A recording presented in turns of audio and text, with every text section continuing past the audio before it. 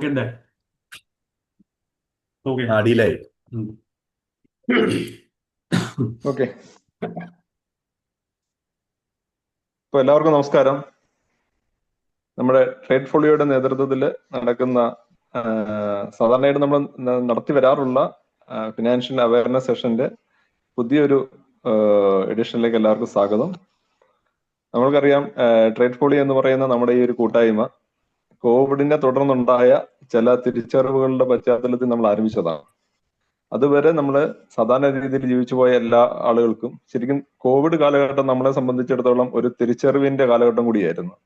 നമ്മൾ വിട്ടുപോയ, ജീവിതത്തിൽ മറന്നുപോയ ചില കാര്യങ്ങൾ നമ്മളെ ഓർമ്മിപ്പിക്കുകയും അതോടൊപ്പം തന്നെ നിർബന്ധമായിട്ട് നമ്മുടെ ജീവിതത്തിൽ ചെയ്യേണ്ട ചില കാര്യങ്ങളെ ചെയ്യിക്കാൻ വേണ്ടിയിട്ട് നമ്മളെ പ്രേരിപ്പിക്കുകയും ചെയ്തൊരു കാലഘട്ടമായിരുന്നു കോവിഡ് കാലഘട്ടം. അപ്പൊ ആ കോവിഡ് കാലഘട്ടത്തിൽ പല ആളുകളുടെയും സാഹചര്യങ്ങളും അതോടൊപ്പം തന്നെ വ്യക്തിപരമായിട്ട് പല ഫേസ് ചെയ്ത പ്രശ്നങ്ങളുടെയും പശ്ചാത്തലത്തിൽ നിന്നുകൊണ്ടാണ് നമ്മൾ ഇത്തരത്തിലുള്ളൊരു കൂട്ടായ്മ, അതായത് നമ്മൾക്ക് എല്ലാവർക്കും ജീവിതത്തിൽ അനിവാര്യമായ ഒരു ഘടകമാണ് സാമ്പത്തിക ഭദ്രത എന്നുള്ളത്. അപ്പൊ അത് നമ്മൾ നേടേണ്ടത് ആവശ്യമാണ്, പ്രത്യേകിച്ചും പ്രവാസ ലോകത്ത്. അപ്പൊ അതിനെ മുന്നിൽ നിർത്തിക്കൊണ്ട് സമാന മനസ്കരായ ആളുകള്, നമ്മുടെ മുരളിയേട്ടന്റെ ഒക്കെ നേതൃത്വത്തിൽ നമ്മൾ രൂപം കൊടുത്ത ഒരു വാട്സപ്പ് കൂട്ടായ്മയാണ് ട്രേഡ് ഫോളിയോ എന്ന് പറയുന്നത്. കഴിഞ്ഞ ഒരു 4 വർഷമായിട്ട് നമ്മൾക്ക് ഈ കൂട്ടായ്മയുടെ നേതൃത്വത്തിൽ ഇത്തരത്തിലുള്ള സെഷനുകൾ നടത്താറുണ്ട്. നമ്മളെ സംബന്ധിച്ചിടത്തോളം ഈ കഴിഞ്ഞ 4 വർഷങ്ങൾക്ക് ശേഷം നമ്മൾ ഇപ്പോൾ ഇവിടെ നിൽക്കുന്ന സമയത്ത് നമ്മൾക്ക് വളരെയധികം സന്തോഷമുണ്ട്. പല ആളുകളെയും നമ്മൾക്ക് ജീവിതത്തിലെ മാറ്റങ്ങൾ കൊണ്ടുവരാൻ വേണ്ടിയിട്ട് നമ്മളുടെ ഈ ഒരു ചെറിയ കൂട്ടായ്മയ്ക്ക് സാധിച്ചു. അതാണ് ശരിക്കും ഈ കൂട്ടായ്മ കൊണ്ട് നമ്മൾക്കുണ്ടായ ഒരു വിജയം എന്ന് പറയുന്നത്. അതിന്റെ ഭാഗമായിട്ട് ഇന്ന് നമ്മൾ പല പല വിഷയങ്ങൾ നമ്മൾ ഈ നമ്മുടെ സെഷനുകളിൽ നമ്മൾ കൈകാര്യം ചെയ്തിട്ടുണ്ട്. ഇന്ന് നമ്മൾ കൈകാര്യം ചെയ്യുന്നത് മ്യൂച്വൽ ഫണ്ടുകളിൽ കൂടി എങ്ങനെ വെൽത്ത് ക്രിയേഷൻ സാധ്യമാകും എന്നുള്ളതാണ്. ഇപ്പൊ ഇന്ന് നമ്മൾക്കറിയാം, ഇന്ന് കഴിഞ്ഞ 2 ദിവസം മുമ്പ് പത്രമാധ്യമങ്ങളൊക്കെ ശ്രദ്ധിക്കുന്ന സമയത്ത് ലക്ഷക്കണക്കിന് കോടി രൂപയുടെ ഇൻവെസ്റ്റ്മെന്റുകളാണ് അല്ലെങ്കിൽ നിക്ഷേപങ്ങളാണ് മ്യൂച്വൽ ഫണ്ടുകളിലേക്ക് വന്നത്. അതിനെക്കുറിച്ച് മാധ്യമങ്ങളിലൊക്കെ വളരെ വിശദമായ ഒരു റിപ്പോർട്ട് തന്നെ ഉണ്ടായിരുന്നു. 2 ദിവസം മുമ്പ് ഉണ്ടായിരുന്ന പത്രമാധ്യമങ്ങളെല്ലാം തന്നെ ഉണ്ടായിരുന്നു. ഇത് പുതിയ കാലഘട്ടത്തിലെ ഒരു നിക്ഷേപ മാർഗം എന്ന നിലയിൽ കൂടുതൽ ആളുകളും പ്രത്യേകിച്ചും പുതിയ തലമുറകൾ ഈ മ്യൂച്വൽ ഫണ്ടുകളെ തിരഞ്ഞെടുക്കുന്നു എന്ന് പറഞ്ഞുകൊണ്ട് അതിനെക്കുറിച്ച് വിശദമായ റിപ്പോർട്ട് തന്നെ ഉണ്ടായിരുന്നു. അപ്പൊ ആ കാലഘട്ടത്തിൽ നമ്മൾ ഇതിനെ മറന്നു പോകാതിരിക്കുകയും ഈ സാഹചര്യത്തെ നമ്മൾ എങ്ങനെ ഉപയോഗപ്പെടുത്തണമെന്ന തിരിച്ചറിവ് നമ്മൾക്ക് ഉണ്ടാവുകയും ചെയ്യണമെന്ന ലക്ഷ്യത്തോടു കൂടിയിട്ടാണ് ഇന്ന് നമ്മൾ ഇത്തരത്തിലുള്ള ഒരു സെഷൻ എടുക്കാൻ വേണ്ടിയിട്ട് നമ്മൾ തയ്യാറായിട്ടുള്ളത്. ഇന്ന് സെഷൻ എടുക്കാൻ വേണ്ടി നമ്മളോടൊപ്പം ഉള്ളത് നമ്മുടെ ഈ കൂട്ടായ്മയുടെ തന്നെ സന്തത സഹചാരി കൂടിയായ അല്ലെങ്കിൽ നേതൃത്വം നൽകി വന്നിരുന്ന ശ്രീ മുരളി പുന്നമന മുരളിയേട്ടനാണ്. അദ്ദേഹം പാലക്കാട് സ്വദേശിയാണ്, തൃശ്ശൂരാണ് അദ്ദേഹം ഇപ്പം സെറ്റിൽ ചെയ്തിരിക്കുന്നത്. അദ്ദേഹം ഈ മേഖലയിലെ ഫിനാൻഷ്യൽ മേഖലയിലെ ഏതാണ്ട് 30 വർഷത്തിലധികം പ്രവൃത്തി പരിചയമുള്ള ഒരാളാണ്. കഴിഞ്ഞ 15 വർഷമായിട്ട് സ്റ്റോക്ക് മാർക്കറ്റ്, മ്യൂച്വൽ ഫണ്ട് അല്ലെങ്കിൽ സ്റ്റോക്ക് മാർക്കറ്റ് മേഖലയിൽ എക്സ്പീരിയൻസ് ഉള്ള ആളാണ്. അതോടൊപ്പം തന്നെ ദുബൈയിലെ ഒരു കമ്പനിയുടെ ഫൈനാൻസ് മാനേജറായിരുന്നു. 27 വർഷത്തെ പ്രവാസത്തിന് ശേഷം അദ്ദേഹത്തിന് 50-ാമത്തെ വയസ്സിൽ റിട്ടയർമെന്റ് എടുത്ത് നാട്ടിലേക്ക് പോയ ഒരാളാണ്. നമ്മളെല്ലാം ആഗ്രഹിക്കുന്ന റിട്ടയർമെന്റ് വ്യക്തമായ പ്ലാനോടുകൂടി അത് ജീവിതത്തിൽ നടപ്പിലാക്കി നമ്മുടെ മുന്നിലേക്ക് മാതൃകയായി കാണിച്ചുകൊണ്ടാണ് അദ്ദേഹം ഇന്ന് നമ്മുടെ മുന്നിൽ ഈ സെഷൻ എടുക്കാൻ വേണ്ടിയിട്ട് വരുന്നത്. അപ്പം നമ്മൾ പല ആളുകളും വാക്കുകൾ കൊണ്ട് പറയാറുണ്ട്, പക്ഷെ ജീവിതത്തിൽ വരുന്ന സമയത്ത് പല ആളുകളും അത് പ്രാവർത്തികമാക്കാറില്ല എന്നുള്ളതാണ് യാഥാർത്ഥ്യം. പക്ഷെ അത് ജീവിതത്തിൽ പ്രാവർത്തികമാക്കിയ ഒരാളെ തന്നെ നമ്മൾക്ക് ഇന്നത്തെ സെഷൻ എടുക്കാൻ കിട്ടി എന്നുള്ളതാണ് നമ്മുടെ ഒരു ഭാഗ്യം. അതോടൊപ്പം തന്നെ അദ്ദേഹം national institute of securities markets അതിൽ നിന്നും mutual fund distributor and retirement അഡ്വൈസറായിട്ട് എന്ന നിലയിൽ അതിന്റെ സർട്ടിഫിക്കറ്റ് കരസ്ഥമാക്കിയ ആളാണ്. അതോടൊപ്പം തന്നെ CIMA ലണ്ടൻ ക്വാളിഫൈഡ് ആണ്. കഴിഞ്ഞ ഒരു 30 വർഷമായിട്ട് അദ്ദേഹം ഈ മേഖലയിൽ നിൽക്കുന്നു. അദ്ദേഹമാണ് ഇന്ന് നമ്മളോടൊപ്പം ഉള്ളതും ഈ വിഷയത്തെ കുറിച്ചിട്ട് നമുക്ക് ക്ലാസ്സുകൾ എടുക്കുന്നതും. അപ്പോൾ നമ്മൾക്ക് ഈ ക്ലാസ് നടക്കുന്ന സമയത്ത് കഴിവതും നമ്മൾ ചോദ്യങ്ങൾ ചോദിക്കാതിരിക്കുക. ആ ചോദ്യങ്ങൾ ചോദിക്കാനുള്ള അവസരം നമുക്ക് അവസാനം നമ്മൾ ഒരുക്കിയിട്ടുണ്ട്. അപ്പോൾ നമ്മൾക്ക് സംശയമുള്ള ഭാഗങ്ങൾ നമ്മൾ എല്ലാവരും നോട്ട് ചെയ്ത് വെക്കുക. നോട്ട് ചെയ്ത് വെച്ചതിന് ശേഷം അവസാന ഭാഗത്ത് നമ്മൾക്ക് അതിന് വേണ്ടിയിട്ട് സമയം മാറ്റി വെച്ച് കഴിഞ്ഞാൽ അദ്ദേഹത്തിന്റെ പോയിന്റ്സുകൾ കംപ്ലീറ്റ് ചെയ്യാൻ വേണ്ടിയിട്ട് സാധിക്കും. എല്ലാ ആളുകളും മ്യൂട്ട് ചെയ്യാൻ വേണ്ടിയിട്ട് ശ്രദ്ധിക്കണം, ഡിസ്റ്റർബൻസ് ഉണ്ടാകാതെ. അതോടൊപ്പം തന്നെ നമ്മളോടൊപ്പം ഇന്നത്തെ സെഷനിൽ മുരളിയേട്ടനോടൊപ്പം തന്നെ നമ്മളോടൊപ്പം പങ്കെടുക്കുന്നത് ദീപക് ദേവർമഠത്തിൽ. ദീപക് ജിയാണ്. അദ്ദേഹവും നമ്മുടെ ഈ കൂട്ടായ്മയുടെ ഒരു സന്തത സഹചാരിയാണ്. അദ്ദേഹവും ഇവിടുത്തെ ജിയോജിത് ഫിനാൻഷ്യൽ സ്ഥാപനത്തിന്റെ ഷാർജയുടെ ഹെഡാണ്. ഇദ്ദേഹമാണ് നമ്മളോട്, ഇവർ രണ്ടുപേരുമാണ് നമ്മളോടൊപ്പം ഉള്ളത്. ദീപക് ജി ക്വസ്റ്റ്യൻ ആൻസർ സെഷനിൽ മുരളിയേട്ടനോടൊപ്പം അദ്ദേഹവും പങ്കെടുക്കുന്നുണ്ടാവും. എല്ലാവർക്കും നമസ്കാരം. അപ്പൊ നമുക്ക് എല്ലാവരെയും ഈ ഒരു എഡിഷനിലേക്ക്, ഈ ഒരു സെഷനിലേക്ക് എല്ലാവരെയും സ്വാഗതം ചെയ്യുന്നു. എല്ലാവരും ഈ സാഹചര്യത്തെ നന്നായിട്ട് ഉപയോഗിക്കണം എന്ന് അഭ്യർത്ഥിക്കുന്നു. നമസ്തേ. Good evening all. Namaste Anish ji. ഒരു long detailed introduction. Thank you. Okay, നമുക്ക് നേരിട്ട് നമ്മുടെ സബ്ജക്റ്റിലേക്ക് കിടക്കാം. ഇപ്പോൾ ട്രേഡ് ഫോളിയോയെ കുറിച്ചിട്ടും അതിൻ്റെ ഒരു ഒബ്ജക്റ്റീവിനെ കുറിച്ചൊക്കെ അനീഷ് ജി വിശദമാക്കി.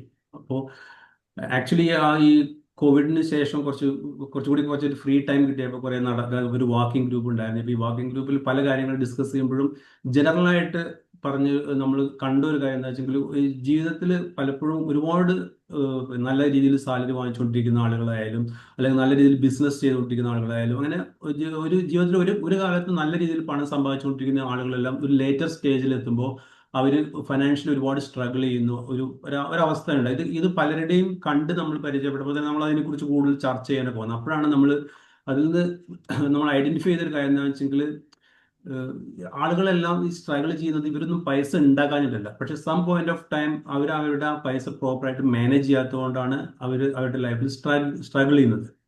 ഇപ്പോൾ എല്ലാ മേഖലയിലും നമുക്ക് കാണാം. ഇപ്പോൾ സാധാരണ ഇപ്പോൾ നമ്മൾ നാട്ടിലൊരു സിറ്റുവേഷൻ എടുത്തു കഴിഞ്ഞാൽ ഒരു ഓട്ടോറിക്ഷ ഓടിക്കുന്ന ആൾ അല്ലെങ്കിൽ ഒരു ഡെയിലി വേജസിന് കൂലിപ്പണിക്ക് പോകുന്ന ഒരാളാണെങ്കിൽ കൂടി ഒരു മാസം 50,000 to 20,000 ഉണ്ടാക്കുന്നുണ്ട്. പക്ഷെ എങ്കിൽ കൂടി ഒരു 2 ദിവസം 3 ദിവസം അയാൾക്ക് ജോലി ഉണ്ടായില്ലാണെങ്കിൽ അതോടുകൂടി അയാൾ സാമ്പത്തികമായിട്ട് വളരെ ബുദ്ധിമുട്ടിൽ പോകും. അതിന് കാരണം എന്താണെന്ന് വെച്ചെങ്കിൽ ഇവരുണ്ടാക്കുന്ന ഈ പൈസ ഇവർ ശരിക്കും മാനേജ് ചെയ്യുന്നില്ല. അപ്പൊ അതിൽ നിന്നാണ് നമ്മൾ അതിനെക്കുറിച്ച് കൂടുതൽ ചിന്തിക്കുക. അപ്പോഴാണ് ഈ ഫൈനാൻഷ്യൽ അവയർനെസ് എല്ലാവർക്കും ആളുകളിലേക്ക് എത്തിക്കണം, ആളുകൾക്ക് മനസ്സിലാക്കി കൊടുക്കണം എന്നുള്ള ഒരു ഐഡിയയുടെ പുറത്താണ് നമ്മൾ ട്രേഡ് ഫോളിയോ തുടങ്ങിയതും അത് കൂടുതൽ ഈ മേഖലയിൽ നമ്മൾ കുറച്ചുകൂടി അഡ്വാൻസ് ആയിട്ട് കാര്യങ്ങൾ ചെയ്യാൻ തുടങ്ങിയത്.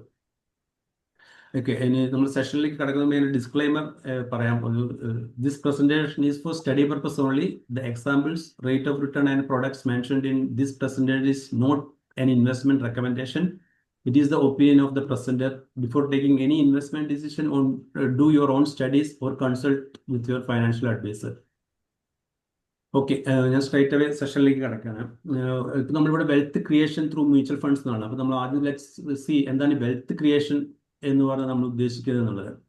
വെൽത്ത് ക്രിയേഷൻ എന്ന് പറഞ്ഞു കഴിഞ്ഞാൽ ഇപ്പം നമ്മളിൽ പണമായി കഴിഞ്ഞാലും ഏത് തരത്തിലുള്ള അസറ്റ് ആയി കഴിഞ്ഞാലും ഓരോ പീരീഡ് ഓഫ് ടൈം അതിന്റെ വാല്യൂ നമ്മൾ കൂട്ടുന്ന ആ ഒരു പ്രോസസ്സിനെയാണ് നമ്മൾ വെൽത്ത് ക്രിയേഷൻ എന്ന് പറയുന്നത്. ഈ വെൽത്ത് ക്രിയേഷൻ എങ്ങനെ സംഭവിക്കുന്നു എന്നുള്ളതാണ്. ഇതാണ് അതിന്റെ ഇമ്പോർട്ടൻറ്റ്. ഇപ്പം നമ്മൾ സാലറി വാങ്ങിക്കുന്നുണ്ട്, മന്ത്ലി സാലറി കിട്ടുന്ന ഒരാളാണെന്ന് വെച്ചെങ്കിൽ റെഗുലർലി സേവ് ചെയ്യുന്നു, അതിനെ ഇൻവെസ്റ്റ് ചെയ്യുന്നു, അതിന് over period of time grow ചെയ്യാൻ സമ്മതിക്കുന്നു. അതേപോലെ അല്ല, നിങ്ങൾക്ക് കുറച്ച് പ്രോപ്പർട്ടിയാണ് നിങ്ങളുള്ള ലാൻഡ് ആണുള്ളത് അല്ലെങ്കിൽ വേറെ കാര്യങ്ങളാണെന്ന് വെച്ചെങ്കിൽ അതിനെ നിങ്ങൾ പ്രോപ്പറായിട്ട് മെയിൻറ്റെയിൻ ചെയ്തിട്ട് അതിന്റെ വാല്യൂ അഡീഷണൽ ഒരു അവസരം ഒരുക്കുന്നു. അപ്പോൾ അതാണ് wealth creation. Wealth creation happens when you save regularly, invest wisely and allow time for your money to grow. ഇതിൽ നമ്മൾ 3 പോയിന്റ് വളരെ ഇമ്പോർട്ടൻ്റ് ആയി ശ്രദ്ധിക്കേണ്ടത് വെച്ചാൽ save regularly, invest wisely and allow time for your money to grow. ഈ 3 elements wealth ക്രിയേഷനിൽ വളരെ important ആണ്. ഈ 3 എലമെന്റ്സ് കൂടി ഒന്ന് ചേർന്ന ശേഷമാണ് ഒരു ലോങ് ടേമിൽ നമുക്ക് വെൽത്ത് ക്രിയേഷൻ സംഭവിക്കുന്നത്.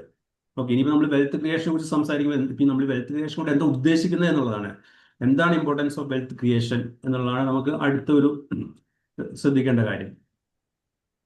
അത് വെൽത്ത് ക്രിയേഷൻ കൊണ്ട് നമ്മൾ ഉദ്ദേശിക്കുന്നത് ഫൈനാൻഷ്യൽ ഫ്രീഡം എന്നുള്ളതാണ്. അതായത് നമ്മൾ മലയാളത്തിൽ പറയുമ്പോൾ സാമ്പത്തിക സ്വാതന്ത്ര്യം. നമ്മൾ ഫൈനാൻഷ്യൽ ഫ്രീഡം ഉള്ള ഒരു ആളായിട്ട് നമ്മൾ മാറുക എന്നുള്ളതാണ് നമ്മൾ ഈ വെൽത്ത് ക്രിയേഷൻ എന്നുള്ള ഒരു പ്രോസസ് കൊണ്ട് ഉദ്ദേശിക്കുന്നത്. ഓക്കെ, ഈ ഫൈനാൻഷ്യൽ ഫ്രീഡം എന്ന് പറഞ്ഞു കഴിഞ്ഞാൽ അതിന്റെ അഡ്വാൻറ്റേജസ് എന്താണ്, അതുകൊണ്ട് നമ്മൾ ഉദ്ദേശിക്കുന്നത് എന്തൊക്കെയാണ്? ഇപ്പോൾ ഫൈനാൻഷ്യൽ ഫ്രീഡം ഉള്ള ഒരു വ്യക്തിയെ സംബന്ധിച്ചിടത്തോളം ഒരു ഫ്രീഡം ഓഫ് ചോയ്സ് ഉണ്ടായിരിക്കും. ഇപ്പം നമുക്ക് എന്തൊക്കെ വേണം എന്ന് നമുക്ക് ഒരു സെലക്ട് ചെയ്യാനുള്ള ഒരു പവർ നമുക്കുണ്ടായിരിക്കും. ഫോർ എക്സാമ്പിൾ, നമുക്കൊരു വാഹനം വാങ്ങിക്കണം. അത് നിങ്ങളുടെ കയ്യിൽ അതിനുള്ള പൈസ ഉണ്ട്, ഇനഫ് പൈസ ഉണ്ടായത് നിങ്ങൾ ആഗ്രഹിക്കുന്ന ഒരു കാർ തന്നെ വാങ്ങിക്കാൻ പറ്റും. അത് ഏത് ബ്രാൻഡ് കാർ വേണമെങ്കിലും നിങ്ങൾക്ക് വാങ്ങിക്കാം.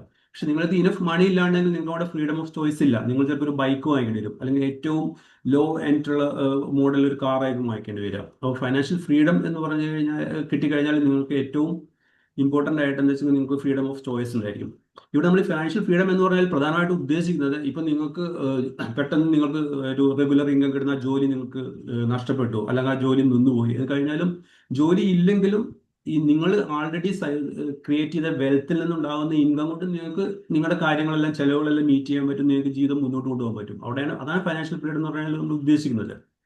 പിന്നെ സെക്കൻഡ് ആയിട്ട് വരുന്നത് പീസ് ഓഫ് മൈൻഡ് ആണ്. അതായത് നമുക്ക് ഒരു ജോലി ഇല്ലെങ്കിലും നമ്മളെ കാര്യങ്ങളെല്ലാം നടത്താനുള്ള പണം നമ്മുടെ കയ്യിലുണ്ട്, അതിന്റെ വെൽത്ത് നമുക്കുണ്ടെന്ന് പറഞ്ഞാൽ സ്വാഭാവികമായിട്ടും നമുക്ക് ടെൻഷൻ ഉണ്ടാവില്ല, നമുക്ക് പീസ് ഓഫ് മൈൻഡ് ഉണ്ടായിരിക്കും, നമുക്ക് ഒന്നിനെ കുറിച്ച് നമ്മൾ വറീഡ് ആയിരിക്കില്ല.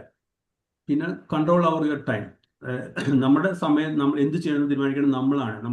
നമ്മൾ 9 to 5 ജോലി ചെയ്യുന്നു, അത് കഴിഞ്ഞ് നമ്മൾ വീണ്ടും ആ ജോലി ഓവർ ടൈം ഇരുന്ന് ചെയ്യേണ്ടി വരുന്നു, വീക്കെൻഡ്സിൽ ചെയ്യേണ്ടി വരുന്നു. അത് എന്തുകൊണ്ടാണ്?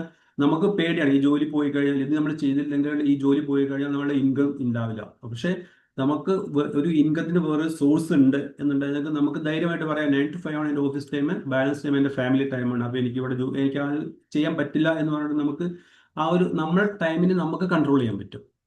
പിന്നെ സെക്യൂരിറ്റി ഫോർ ഫാമിലി, നമ്മുടെ കുട്ടികളുടെ എഡ്യൂക്കേഷൻ, മറ്റ് ഹയർ സ്റ്റഡീസ്, മറ്റു കാര്യങ്ങൾക്കെല്ലാം ഫാമിലിയുടെ റിക്വയർമെന്റിനുള്ള ഫണ്ട്, വെൽത്ത് നമ്മളത് ഓൾറെഡി ഉണ്ടായിട്ടുണ്ടെങ്കിൽ അത് ഫാമിലിയെ സംബന്ധിച്ചിടത്തോളം വലിയൊരു സെക്യൂരിറ്റിയാണ്. പിന്നെ സ്വാഭാവികമായിട്ടും ഈ കാര്യങ്ങളെല്ലാം വരുമ്പോൾ നമ്മുടെ സ്ട്രെസ് കുറയും. സ്ട്രെസ് കുറയാന്ന് പറഞ്ഞാൽ ബെറ്റർ ഹെൽത്ത് ആണ്. പിന്നെ എന്ന് വെച്ചാൽ retire early and follow your passion. നമുക്ക് ഒരു വെൽത്ത് ക്രിയേറ്റ് ചെയ്തിട്ട് നമുക്കൊരു സെക്കൻഡ് ഇൻകം, നമ്മുടെ ചെലവിനുള്ള പണം കണ്ടെത്താൻ നമ്മുടെ ഒരു സെക്കൻഡ് ഇൻകം അല്ലെങ്കിൽ സംഭവിക്കുന്നത് വെച്ചെങ്കിൽ നമ്മൾ വർക്ക് ചെയ്തുകൊണ്ടേ ഇരിക്കേണ്ടി വരും. നമ്മൾ 50, 60 വയസ്സിലൊക്കെ വർക്ക് ചെയ്തുകൊണ്ടിരിക്കേണ്ടി വരും. എന്ന് മാത്രമല്ല, നമ്മളിൽ പലരും ജോലി ചെയ്യുന്നത് നമുക്ക് ഇഷ്ടപ്പെട്ട ജോലി എന്നല്ല ചെയ്യുന്നത്, നമ്മൾ ചെയ്യേണ്ടി വരികയാണ്, നമ്മൾ ഫോഴ്സ്ഡ് ആണ് ചെയ്യാൻ വേണ്ടിയിട്ട്. പക്ഷെ നമുക്കൊരു വെൽത്ത് ക്രിയേഷൻ നമ്മൾ ചെയ്തു കഴിഞ്ഞാൽ, നമുക്ക് ഒരു ഏജ് എത്തിക്കഴിഞ്ഞാൽ നമ്മൾ ജോലി റിട്ടയർ ചെയ്തിട്ട് പിന്നെ നമുക്ക് ഇഷ്ടമുള്ള ജോലി ചെയ്യാം. ചിലർക്ക് ട്രാവലിംഗ് ആയിരിക്കും, ചിലർക്ക് പാട്ട് പാടാനായിരിക്കും, നമുക്ക് എന്താണ് ചെയ്യാൻ ഇഷ്ടമുള്ള വെച്ചാൽ അത് ചെയ്യാനുള്ള ഒരു ഫ്രീഡം നമുക്ക് കിട്ടും നമ്മൾ ഈ വെൽത്ത് ക്രിയേഷനിലൂടെ. ഓക്കെ, ഇനി ഈ biggest challenge four wealth creation, നമ്മൾ ഈ വെൽത്ത് ക്രിയേഷനെ കുറിച്ച് പറഞ്ഞു. ഇതിന്റെ ബിഗ്ഗസ്റ്റ് ചാലഞ്ച് എന്താണ്? നമുക്ക് ഏറ്റവും വലിയ പ്രശ്നം എന്താണ് നമുക്ക് വെൽത്ത് ക്രിയേഷൻ എന്ന് പറഞ്ഞാൽ? ഇൻഫ്ലേഷൻ ആണ്. അതായത് നമ്മളത്തെ എത്ര വെൽത്ത് ഉണ്ടെങ്കിൽ കൂടി over a period of time ഇതിന്റെ വാല്യൂ കുറയും. ഇൻഫ്ലേഷൻ എന്ന് പറഞ്ഞു കഴിഞ്ഞാൽ നമ്മൾ വെരി സിമ്പിൾ ടേംസ് പറഞ്ഞാൽ increase in price of things, അതാണ്. അതായത് പൈസയുടെ മണിയുടെ വാല്യൂ കുറയുന്നു, സാധനങ്ങളുടെ പ്രൈസ് കൂടുന്നു. അപ്പോൾ ഇപ്പൊ നമ്മൾ ഇന്ത്യയിലെ ഒരു കാൽക്കുലേഷൻ എടുത്തു കഴിഞ്ഞാൽ ഒരു 2012 to 25 വരെയുള്ള ആവറേജ് ഇൻഫ്ലേഷൻ റേറ്റ് എന്ന് പറഞ്ഞാൽ 5.75% ആണ്. അപ്പോൾ ഇപ്പൊ നമ്മളിതൊരു 1,00,000 രൂപയുടെ 1 lakh rupees ഉണ്ടാകുന്നുണ്ടെങ്കിൽ അതിന് ഒരു 5 വർഷം കഴിഞ്ഞ് കഴിഞ്ഞാൽ അതിന്റെ വാല്യൂ പറഞ്ഞാൽ 74,000 ആയിരിക്കും. അതായത് അതിന്റെ പർച്ചേസിങ് പവർ കുറയും നമ്മുടെ പൈസയുടെ. അതിൽ വേറൊരു കണക്കിൽ പറഞ്ഞു കഴിഞ്ഞാൽ ഇന്ന് 74,000 രൂപയ്ക്ക് വാങ്ങിക്കുന്ന സാധനത്തിന് നമ്മൾ 5 വർഷം കഴിഞ്ഞ് കഴിഞ്ഞാൽ 1,00,000 രൂപ കൊടുക്കേണ്ടി വരും. ഇനിയിപ്പോൾ നമ്മൾ നേരത്തെ പറഞ്ഞു, ഓക്കെ, നമ്മൾ നേരത്തെ സേവ് ചെയ്യുന്ന ഒരു കാര്യമാണ്. അതായത് save regularly and invest wisely എന്ന് പറഞ്ഞു. നമ്മളിപ്പോൾ സേവ് ചെയ്ത്, ഓക്കെ, നമ്മൾ സേവ് ചെയ്യാൻ ഡിസൈഡ് ചെയ്തു, പക്ഷെ നമ്മൾ ഇൻവെസ്റ്റ് ചെയ്യുന്നില്ല. 1,00,000 രൂപ നമ്മൾ സേവ് ചെയ്ത് കയ്യിൽ വെച്ച് കഴിഞ്ഞാൽ 5 വർഷം കഴിഞ്ഞ് കഴിഞ്ഞാൽ അതിന്റെ വില 74,000 കുറയും. അപ്പൊ നമ്മൾ ഇൻവെസ്റ്റ് ചെയ്യാതെ വെറുതെ സേവിങ് ചെയ്ത് വെച്ചുകൊണ്ട് ഒരു കാര്യമില്ല, അവിടെ വെൽത്ത് ക്രിയേഷൻ സംഭവിക്കുന്നില്ല. ഇനിയിപ്പോൾ നിങ്ങൾ സേവ് ചെയ്യാൻ തീരുമാനിച്ചു, നമ്മളൊരു ഫിക്സഡ് ഡെപ്പോസിറ്റ് 7% ഇപ്പൊ സ്റ്റാൻഡേർഡ് ആയിട്ട് കൊടുക്കുന്ന ഒരു FD റേറ്റിൽ നമ്മൾ ഇൻവെസ്റ്റ് ചെയ്ത് കഴിഞ്ഞാൽ ഈ 1 lakh എന്ന് പറഞ്ഞു കഴിഞ്ഞാൽ 5 വർഷം കഴിഞ്ഞ് കഴിഞ്ഞാൽ 1,40,000 ആയിരിക്കും. പക്ഷെ അതിന്റെ റിയൽ വാല്യൂ എന്ന് പറഞ്ഞാൽ 1,05,000 ആയിരിക്കും. അതായത് ഇന്ന് 1,05,000 വാങ്ങിക്കുന്ന സാധനങ്ങൾ, ഒരു രൂപയ്ക്ക് വാങ്ങിക്കുന്ന സാധനങ്ങൾ 5 വർഷം കഴിഞ്ഞ് വാങ്ങിയെങ്കിൽ 1,40,000 ആയിരിക്കും അതിന്റെ അത്ര പൈസ വേണ്ടി വരും നമുക്ക്. അപ്പൊ ഇൻഫ്ലേഷൻ എന്ന് പറയുന്നത് നമുക്ക് വളരെ സിമ്പിൾ ആയിട്ട് പറയാമെങ്കിൽ over a period of time എടുക്കുമ്പോൾ ഇൻഫ്ലേഷന്റെ ഇമ്പാക്ട് വളരെയധികം കൂടുതലാണ്. പിന്നെ basically wealth creation happens when you invest your money in products giving returns more than the inflation rate. അപ്പോൾ വെൽത്ത് ക്രിയേഷൻ സംഭവിക്കണമെന്നുണ്ടെങ്കിൽ ഇൻഫ്ലേഷനെക്കാട്ടിലും കൂടുതലുള്ള റിട്ടേൺ കിട്ടുന്ന പ്രൊഡക്റ്റുകൾ നമ്മൾ ഇൻവെസ്റ്റ് ചെയ്ത് കഴിഞ്ഞാൽ നമുക്ക് വെൽത്ത് ക്രിയേഷൻ സംഭവിക്കുന്നുള്ളൂ. അല്ലെങ്കിൽ വെൽത്ത് ഇറോഡ് ചെയ്യുക ചെയ്യുന്നത്, നമ്മളെ പണത്തിന്റെ മൂല്യം നഷ്ടപ്പെടുകയാണ് ചെയ്യുന്നത്. Okay, let's move to mutual funds. Mutual funds എന്ന് പറഞ്ഞാൽ വളരെ സിമ്പിൾ ആയിട്ട് നമ്മൾ പറയുകയാണെങ്കിൽ pool of money from main investors. അതായത് a mutual fund collects money from multiple investors, people like you and me, and invest that money in diversified portfolios like stocks, company shares, bonds, debentures, gold, silver, money market instruments. അങ്ങനെ different പ്രൊഡക്റ്റുകളിൽ invest ചെയ്യുന്ന ഒരു പ്രോസസ്സാണ് mutual fund ചെയ്യുന്നത്. നമ്മളിൽ നിന്ന് collect ചെയ്ത പൈസ അവർ invest ചെയ്യുന്നു. ഇത് ഈ മ്യൂച്വൽ ഫണ്ട്സിന്റെ ഒരു ഇതെന്ന് വെച്ചെങ്കിൽ asset management companies manage the fund on behalf of the investors with the help of fund managers. ഒരു അസറ്റ് മാനേജ്മെന്റ് കമ്പനീസ് ഉണ്ടായിരിക്കും, അവരാണ് മ്യൂച്വൽ ഫണ്ട് ഇഷ്യൂ ചെയ്തത്. ഓരോ അസറ്റ് മാനേജ്മെന്റ് കമ്പനിയുടെ അണ്ടറിൽ കുറേ ഫണ്ടുകൾ ഉണ്ടായിരിക്കും. ഈ ഫണ്ടെല്ലാം മാനേജ് ചെയ്യുന്നത് ഫണ്ട് മാനേജേഴ്സ് ആണ്. ഇന്ത്യയിൽ ഇപ്പോൾ ആൾമോസ്റ്റ് ഏകദേശം ഒരു 45 ഫണ്ട് അസറ്റ് മാനേജ്മെന്റ് കമ്പനീസ് ഉണ്ട്. അതിൽ പ്രധാനപ്പെട്ട കമ്പനീസ് എന്ന് പറഞ്ഞാൽ SBI, ICICI, HDFC, Nippon, Kotak, ഇതൊക്കെയാണ് ഇന്ത്യയിലെ top mutual funds. Mutual funds highly regulated ഒരു ഇൻഡസ്ട്രിയാണ് മ്യൂച്വൽ ഫണ്ട് ഇൻഡസ്ട്രി. പ്രധാനമായിട്ടും ഗവൺമെന്റ് ഏജൻസികളായ SEBI, AMFI, association of mutual funds in India, ഈ 2 ഓർഗനൈസേഷൻസ് ആണ് മ്യൂച്വൽ ഫണ്ട് റെഗുലേറ്റ് ചെയ്യുന്നത്. വൺസ് നമ്മൾ മ്യൂച്വൽ ഫണ്ടിൽ ഇൻവെസ്റ്റ് ചെയ്ത് കഴിഞ്ഞാൽ നമുക്ക് റെഗുലറായിട്ട് സ്റ്റേറ്റ്മെന്റ് കിട്ടും. പോരാതെ തന്നെ നമുക്ക് നമ്മുടെ പാൻ കാർഡ് ഉപയോഗിച്ച് ലോഗിൻ ചെയ്ത് കഴിഞ്ഞാൽ നമുക്കതിൽ മോണിറ്റർ ചെയ്യാനുള്ള ഒരു അവസരമുണ്ട്. ഓക്കെ, നമ്മൾ ഇനി നെക്സ്റ്റ് നോക്കുന്നത് എന്തുകൊണ്ട് നമ്മൾ മ്യൂച്വൽ ഫണ്ട് സെലക്ട് ചെയ്യുന്നു എന്നുള്ളതാണ്. Reduce risk by diversification. നമ്മൾ നേരത്തെ സ്ലൈഡ്സിൽ തന്നെ കണ്ടു, നമ്മൾ ഇൻവെസ്റ്റ്മെന്റ് കളക്ട് ചെയ്തതിനു ശേഷം they spread across many companies, sectors or asset type. Different അസറ്റുകളിലും ഡിഫറെന്റ് പ്രൊഡക്റ്റുകളിലും ഒക്കെയാണ് ഇൻവെസ്റ്റ് ചെയ്യുന്നത്. അപ്പൊ എന്താ സംഭവിക്കുന്നത് വെച്ചെങ്കിൽ നമ്മളെ റിസ്ക് ഡൈവേഴ്സിഫൈ ചെയ്തു പോകും. ഏതെങ്കിലും ഒരു അസറ്റ് ഇപ്പോൾ ഏതെങ്കിലും ബോൺസിലിട്ടു, അല്ലാണ്ടെങ്കിൽ കമ്മോഡിറ്റീസിലിട്ടു, ഏതെങ്കിലും ഒന്ന് പെർഫോം ചെയ്തില്ലെങ്കിലും അത് നമ്മുടെ ഓവറോൾ ഇൻവെസ്റ്റ്മെന്റിനെ വളരെ മോശമായിട്ട് അഫക്റ്റ് ചെയ്യില്ല. അതാണ് റിസ്ക് റെഡ്യൂസ് ചെയ്യുന്നത്. പിന്നെ professional fund management. Mutual funds are manage by qualified fund managers. അതായത് ഈ ഫണ്ടുകളെല്ലാം മാനേജ് ചെയ്യുന്ന ഫണ്ട് മാനേജേഴ്സ് എല്ലാം മാർക്കറ്റ് അനലൈസ് ചെയ്തിട്ട് നമ്മുടെ റിക്വയർമെന്റ് അനുസരിച്ചുള്ള റൈറ്റ് ഇൻവെസ്റ്റ്മെന്റ് സെലക്ട് ചെയ്തിട്ട് ഇതിന് പോരാത്തതിന് അവരതിന്റെ പെർഫോമൻസ് മോണിറ്റർ ചെയ്യുന്നുണ്ട്. അപ്പൊ അത് ഹൈലി പ്രൊഫഷണൽ ആളുകളെ മാനേജ് ചെയ്യുന്നത്. പിന്നെ മോസ്റ്റ് ഇമ്പോർട്ടൻ്റ്ലി നമ്മൾ നേരത്തെ പറഞ്ഞ ഇൻഫ്ലേഷൻ ബീറ്റിംഗ് ചെയ്യുന്ന റിട്ടേൺ നമുക്ക് കിട്ടും. അത് one of the biggest advantage ആണ്, ഇൻഫ്ലേഷൻ ബീറ്റ് ചെയ്യുന്ന റിട്ടേൺ കിട്ടുന്നത്. മ്യൂച്വൽ ഫണ്ട്സിന് റിട്ടേൺ നമുക്ക് ഗ്യാരണ്ടി ചെയ്യാൻ പറ്റില്ലെങ്കിലും ഇൻഫ്ലേഷൻ ബീറ്റ് ചെയ്യുന്ന റിട്ടേൺ നമുക്ക് ഒരു പരിധിവരെ ഗ്യാരണ്ടി ചെയ്യാൻ പറ്റും അപ് ടു നെക്സ്റ്റ് ടൈം. അതിന്റെ റീസൺ എന്താണെന്ന് വെച്ചെങ്കിൽ ഇപ്പോൾ വെരി സിമ്പിൾ ആണ്. ഇപ്പൊ നമ്മൾ എപ്പോഴും നാട്ടിൽ കേൾക്കുന്ന സാധനമാണ് ഓയിലിന് വില കൂടി, പിന്നെ എണ്ണ കമ്പനികൾ ലാഭം ഉണ്ടാകുന്നു, ഓയിലിന് വില കൂടിയത്, പെട്രോളിന് വില കൂടുന്നു. സംഭവം ശരിയാണ്. പക്ഷേ ഈ പെട്രോളിന് വില കൂടുമ്പോൾ ഈ പെട്രോൾ ചെയ്യുന്ന കമ്പനികളിലേക്ക് റിലയൻസ്, BPCL, ONGC ഇവരുടെയൊക്കെ ലാഭമാണ് വർദ്ധിക്കുന്നത്. അപ്പൊ നമ്മൾ ഇൻവെസ്റ്റ് ചെയ്ത മ്യൂച്വൽ ഫണ്ടുകാർ എന്താ ചെയ്യുന്നത്, അവരും ഈ കമ്പനികളിൽ ഇൻവെസ്റ്റ് ചെയ്തിട്ടുണ്ട്. അപ്പൊ അവരുടെ ലാഭം കൂടുമ്പോൾ സ്വാഭാവികമായിട്ടും നമ്മുടെ മ്യൂച്വൽ ഫണ്ടിന്റെ വാല്യൂ കൂടുന്നു. അപ്പൊ നമ്മുടെ വെൽത്തും ഇൻക്രീസ് ആവുന്നു. അപ്പൊ നമ്മൾ ആ ഇൻഫ്ലേഷനെ ബീറ്റ് ചെയ്യാനുള്ള ഒരു റിട്ടേൺ നമുക്ക് കിട്ടുന്നു. അതാണ് അതിന്റെ ആ ഇൻഫ്ലേഷൻ ബീറ്റ് ചെയ്യാനുള്ള റിട്ടേൺ കിട്ടുന്നതെന്ന് ഗ്യാരണ്ടി ആയിട്ട് നമ്മൾ പറയുന്നതിന്റെ ഒരു കാരണം. പിന്നെ most importantly liquidity. Mutual funds highly liquid ആണ്. നമുക്ക് എപ്പോൾ വേണമെങ്കിലും റെഡീം ചെയ്യാം. നമ്മൾ അതിന്റെ പ്രോസസ്സ് സ്റ്റാർട്ട് ചെയ്ത് കഴിഞ്ഞാൽ ഒരു 3 to 4 വർക്കിംഗ് ഡേയ്സിനുള്ളിൽ ഫണ്ട് നമ്മുടെ അക്കൗണ്ടിൽ ക്രെഡിറ്റ് ആവും. ട്രാൻസ്പെറൻസി, നേരത്തെ നമ്മൾ പറഞ്ഞു മ്യൂച്വൽ ഫണ്ട്സ് ഹൈലി റെഗുലേറ്റഡ് ആണ്. 2 ഓർഗനൈസേഷൻ ഗവൺമെന്റ് അണ്ടറിലുള്ളത്. നമുക്ക് കൃത്യമായിട്ട് സ്റ്റേറ്റ്മെന്റ്സും SMS-ഉം മറ്റു എല്ലാ വിവരങ്ങളും നമുക്ക് കിട്ടിക്കൊണ്ടിരിക്കും. എന്ന് മാത്രമല്ല ഇതിൽ പല ഇമ്പോർട്ടൻറ്റ് സ്റ്റെപ്പുകളെല്ലാം നമ്മൾ നേരിട്ട് തന്നെ ചെയ്യുന്നതാണ്. അത് ഒരു തേർഡ് പാർട്ടി ഇൻവോൾവ്മെന്റ് ഇല്ല. ജനറലി ഇൻ സമ്മറി പറയുകയാണെങ്കിൽ mutual funds help you to grow wealth smartly, safely and systematically without needing expert knowledge of market. നമുക്ക് പ്രത്യേകിച്ച് മാർക്കറ്റ് എക്സ്പെർട്ടീസ് ഒന്നും ഇല്ലാതെ തന്നെ മ്യൂച്വൽ ഫണ്ട് നമ്മുടെ വെൽത്തിനെ ക്രിയേറ്റ് ചെയ്യാൻ ഇതിനുള്ളൊരു അവസരം തരുന്നുണ്ട്. അതാണ് മ്യൂച്വൽ ഫണ്ടിന്റെ ഒരു summary. Okay, no investment in mutual funds. നമ്മൾ എങ്ങനെ ഇൻവെസ്റ്റ് ചെയ്യുന്നു എന്നുള്ളതാണ് നമ്മൾ ഇവിടെ നോക്കുന്നത്. ഇപ്പോൾ 2 തരത്തിൽ ഇൻവെസ്റ്റ് ചെയ്യാം. നമുക്ക് ലംസം ഇൻവെസ്റ്റ്മെന്റ് ചെയ്യാം, സിസ്റ്റമാറ്റിക് ഇൻവെസ്റ്റ്മെന്റ് പ്ലാൻ ആയിട്ട് ചെയ്യാം, അതായത് റെഗുലർ ഇൻവെസ്റ്റ്മെന്റ് ആയിട്ട്. ഇപ്പൊ ലംസം ഇൻവെസ്റ്റ്മെന്റിൽ നമ്മുടെ കയ്യിലുള്ള ഫണ്ട് അപ്പോൾ അവൈലബിൾ ആയിട്ടുള്ള ഒരു ഫണ്ട് സെലക്ട് ചെയ്ത് അതിൽ ഇൻവെസ്റ്റ് ചെയ്യുന്നു. അത് വെരി സിമ്പിൾ ആണ് ലംസം ഇൻവെസ്റ്റ്മെന്റ് എന്ന് പറയുമ്പോൾ. ഇവിടെ നമുക്കൊരു കമ്പാരിസൺ സ്റ്റേറ്റ്മെന്റ് ആണ്. ഇത് നമ്മൾ കുറച്ച് കെയർഫുൾ ആയിട്ട് ശ്രദ്ധിച്ചു കഴിഞ്ഞാൽ നമുക്ക് അതിന്റെ കാര്യങ്ങൾ വളരെ വ്യക്തമായിട്ട് മനസ്സിലാവും. ഒരു ലംസം ഇൻവെസ്റ്റ്മെന്റ് ഇപ്പോൾ നമ്മളൊരു 5 lakhs rupees നമ്മളൊരു FDയിൽ ഇടുന്നതും മ്യൂച്വൽ ഫണ്ടിൽ ഇടുന്നതും കമ്പയർ ചെയ്യാം. അപ്പോൾ നമ്മൾ ബാങ്ക് റേറ്റ് ഇപ്പോൾ ഒരു 7% റേറ്റ് ആണ് എടുക്കുന്നത്. മ്യൂച്വൽ ഫണ്ടിൽ ഒരു 15% എടുത്തിട്ടുണ്ട്. 15% ഒരു ഗ്യാരണ്ടീഡ് റിട്ടേൺ അല്ല, പക്ഷേ ഓവർ കഴിഞ്ഞൊരു ഹിസ്റ്ററി വെച്ച് നോക്കുമ്പോൾ ഒരു 14 to 16% എബോവ് കൊടുത്തിട്ടുണ്ട് മ്യൂച്വൽ ഫണ്ട്സ് ആവറേജ്. അപ്പോൾ അതുകൊണ്ടാണ് നമ്മൾ 15% എടുത്തിട്ടുള്ളത്. ഇപ്പം നമ്മൾ 3 വർഷത്തേക്ക് ഒരു FD ഇട്ട് കഴിഞ്ഞാൽ നമുക്ക് അതിന്റെ 3 വർഷം കഴിയുമ്പോൾ അതിന്റെ വാല്യൂ 6.13% ആവും. മ്യൂച്വൽ ഫണ്ടിന്റെ വാല്യൂ 7.6% ആയിരിക്കും. അപ്പൊ അതിന്റെ ഒരു ഡിഫറൻസ് എന്ന് പറയുന്നത് 1.48 lakhs ആണ്. ഇനി അത് നമ്മൾ 5 വർഷത്തേക്ക് എടുക്കുകയാണെങ്കിലോ FD ഒരു 7 lakhs ആകുമ്പോൾ മ്യൂച്വൽ ഫണ്ട് 10 lakhs ആവുന്നു. ആൾമോസ്റ്റ് 3 lakhs നമുക്ക് അതിന്റെ ഡിഫറൻസ് വരുന്നു.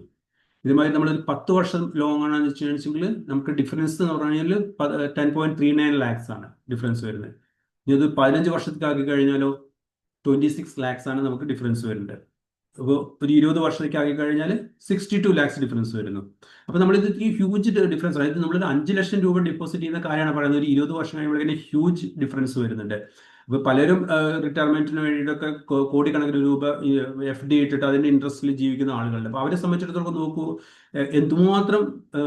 എത്രമാത്രം വലിയൊരു അവസരമാണ് അവർ നഷ്ടപ്പെടുന്നത് മ്യൂച്വൽ ഫണ്ടിൽ ഇൻവെസ്റ്റ് ചെയ്യാതെ പോകുമ്പോൾ. നമ്മൾ ജസ്റ്റ് FDയിൽ മാത്രം സ്റ്റിക്ക് ചെയ്യുമ്പോൾ FD സേഫ് ആണ് എന്നുള്ള ഒരു കാരണം പറഞ്ഞ് നമ്മൾ FDയിൽ സ്റ്റിക്ക് ചെയ്യുമ്പോൾ ഒരു ഹ്യൂജ് ലോസ് ആണ് നമുക്ക് അവിടെ സംഭവിക്കുന്നത്. ഇപ്പോൾ നമ്മൾ ഡ്യൂറിങ് ഇയർ ഓഫ് 2000 ഇന്ത്യയിലെ ഒരു FD റേറ്റ് എന്ന് പറഞ്ഞാൽ 10 to 11% ആയിരുന്നു.